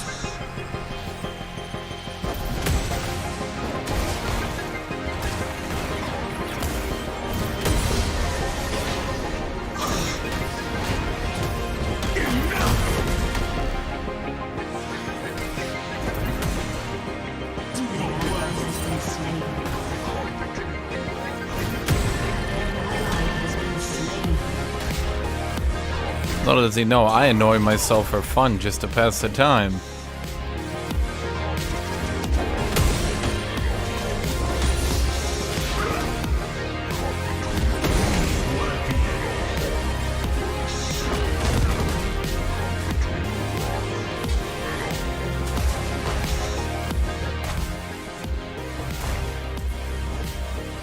He did take double adaptive. Wait. Where is he getting the rest of his... No, that's because of Dorn's ring. Huh.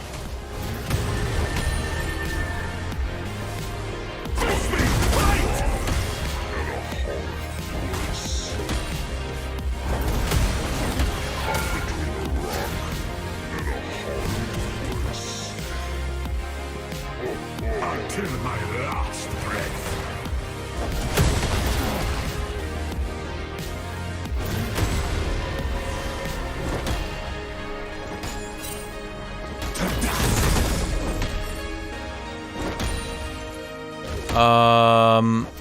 If he's looking to get fruit, I don't think he knows the spawn timer. It's gonna be a bit, my dude. You're gonna be here a while before we get the fruit to spawn.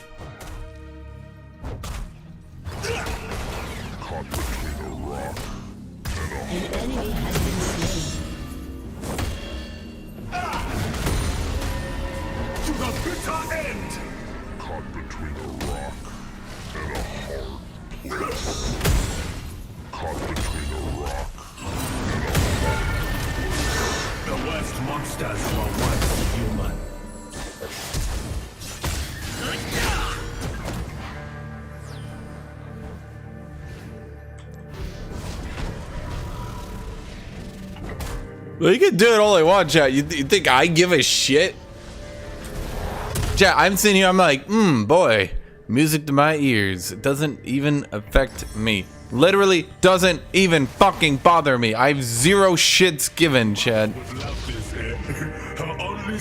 What is fruit spawn? 6 minutes. Wiki it, my brother. It's 6 minutes.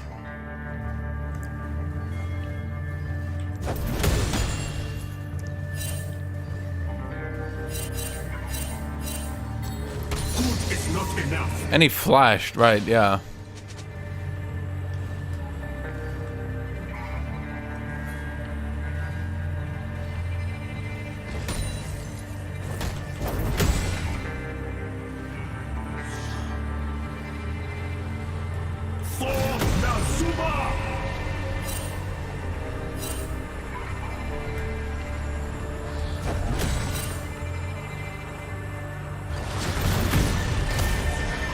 Like, I thought he was gonna go for the CS. Ah. Show me who you are.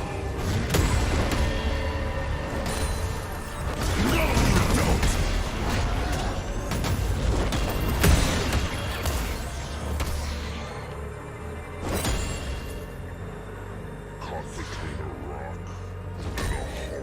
Yeah. I mean, he's done more damage, but oh boy, you're gonna miss having Grassband dying here in a little bit.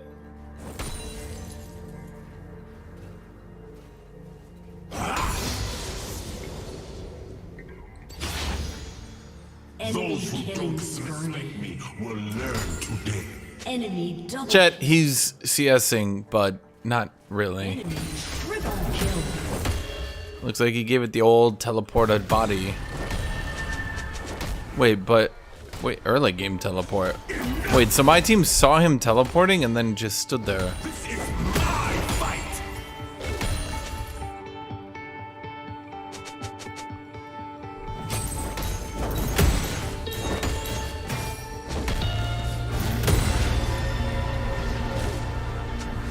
No, you don't.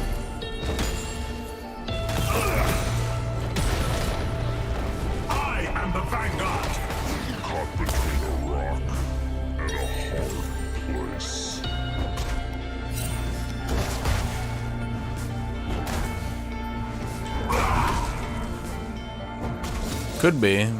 Could be his lucky game, but I actually have an alternative idea.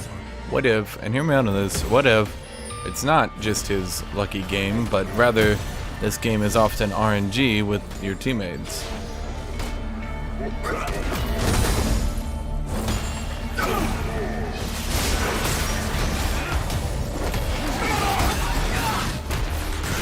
will take them back alone if I must.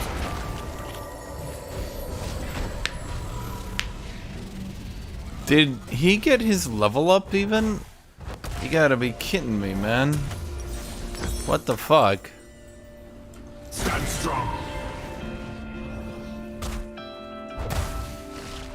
We were friends. I don't know, bot lane. He's just too good. Like, his ganks are too good. He runs at you. How are you supposed to get away? He's supposed to, like, I don't even know, chat. What would I do? What could I do to escape this gank? He's just too good at the game.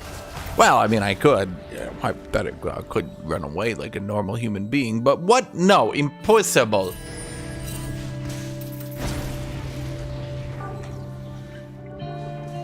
You are done.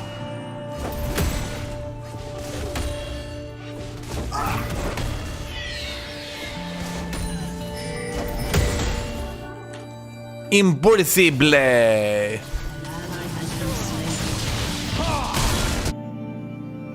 Hesitation is defeat. Enemy killing spree. Face me, fight!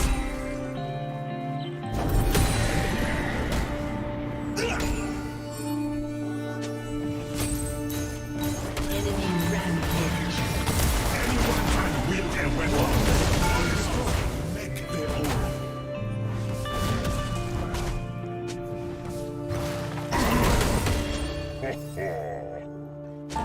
Ally has been slain. An Big enemy eagles fall the hardest. your turret has been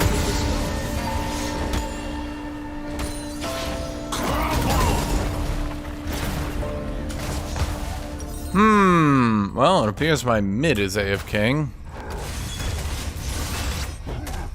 Survival is just the beginning.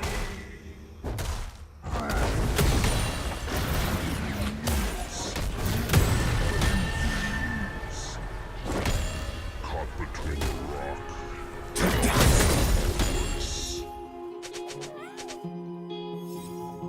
Surrender is a weakling's word.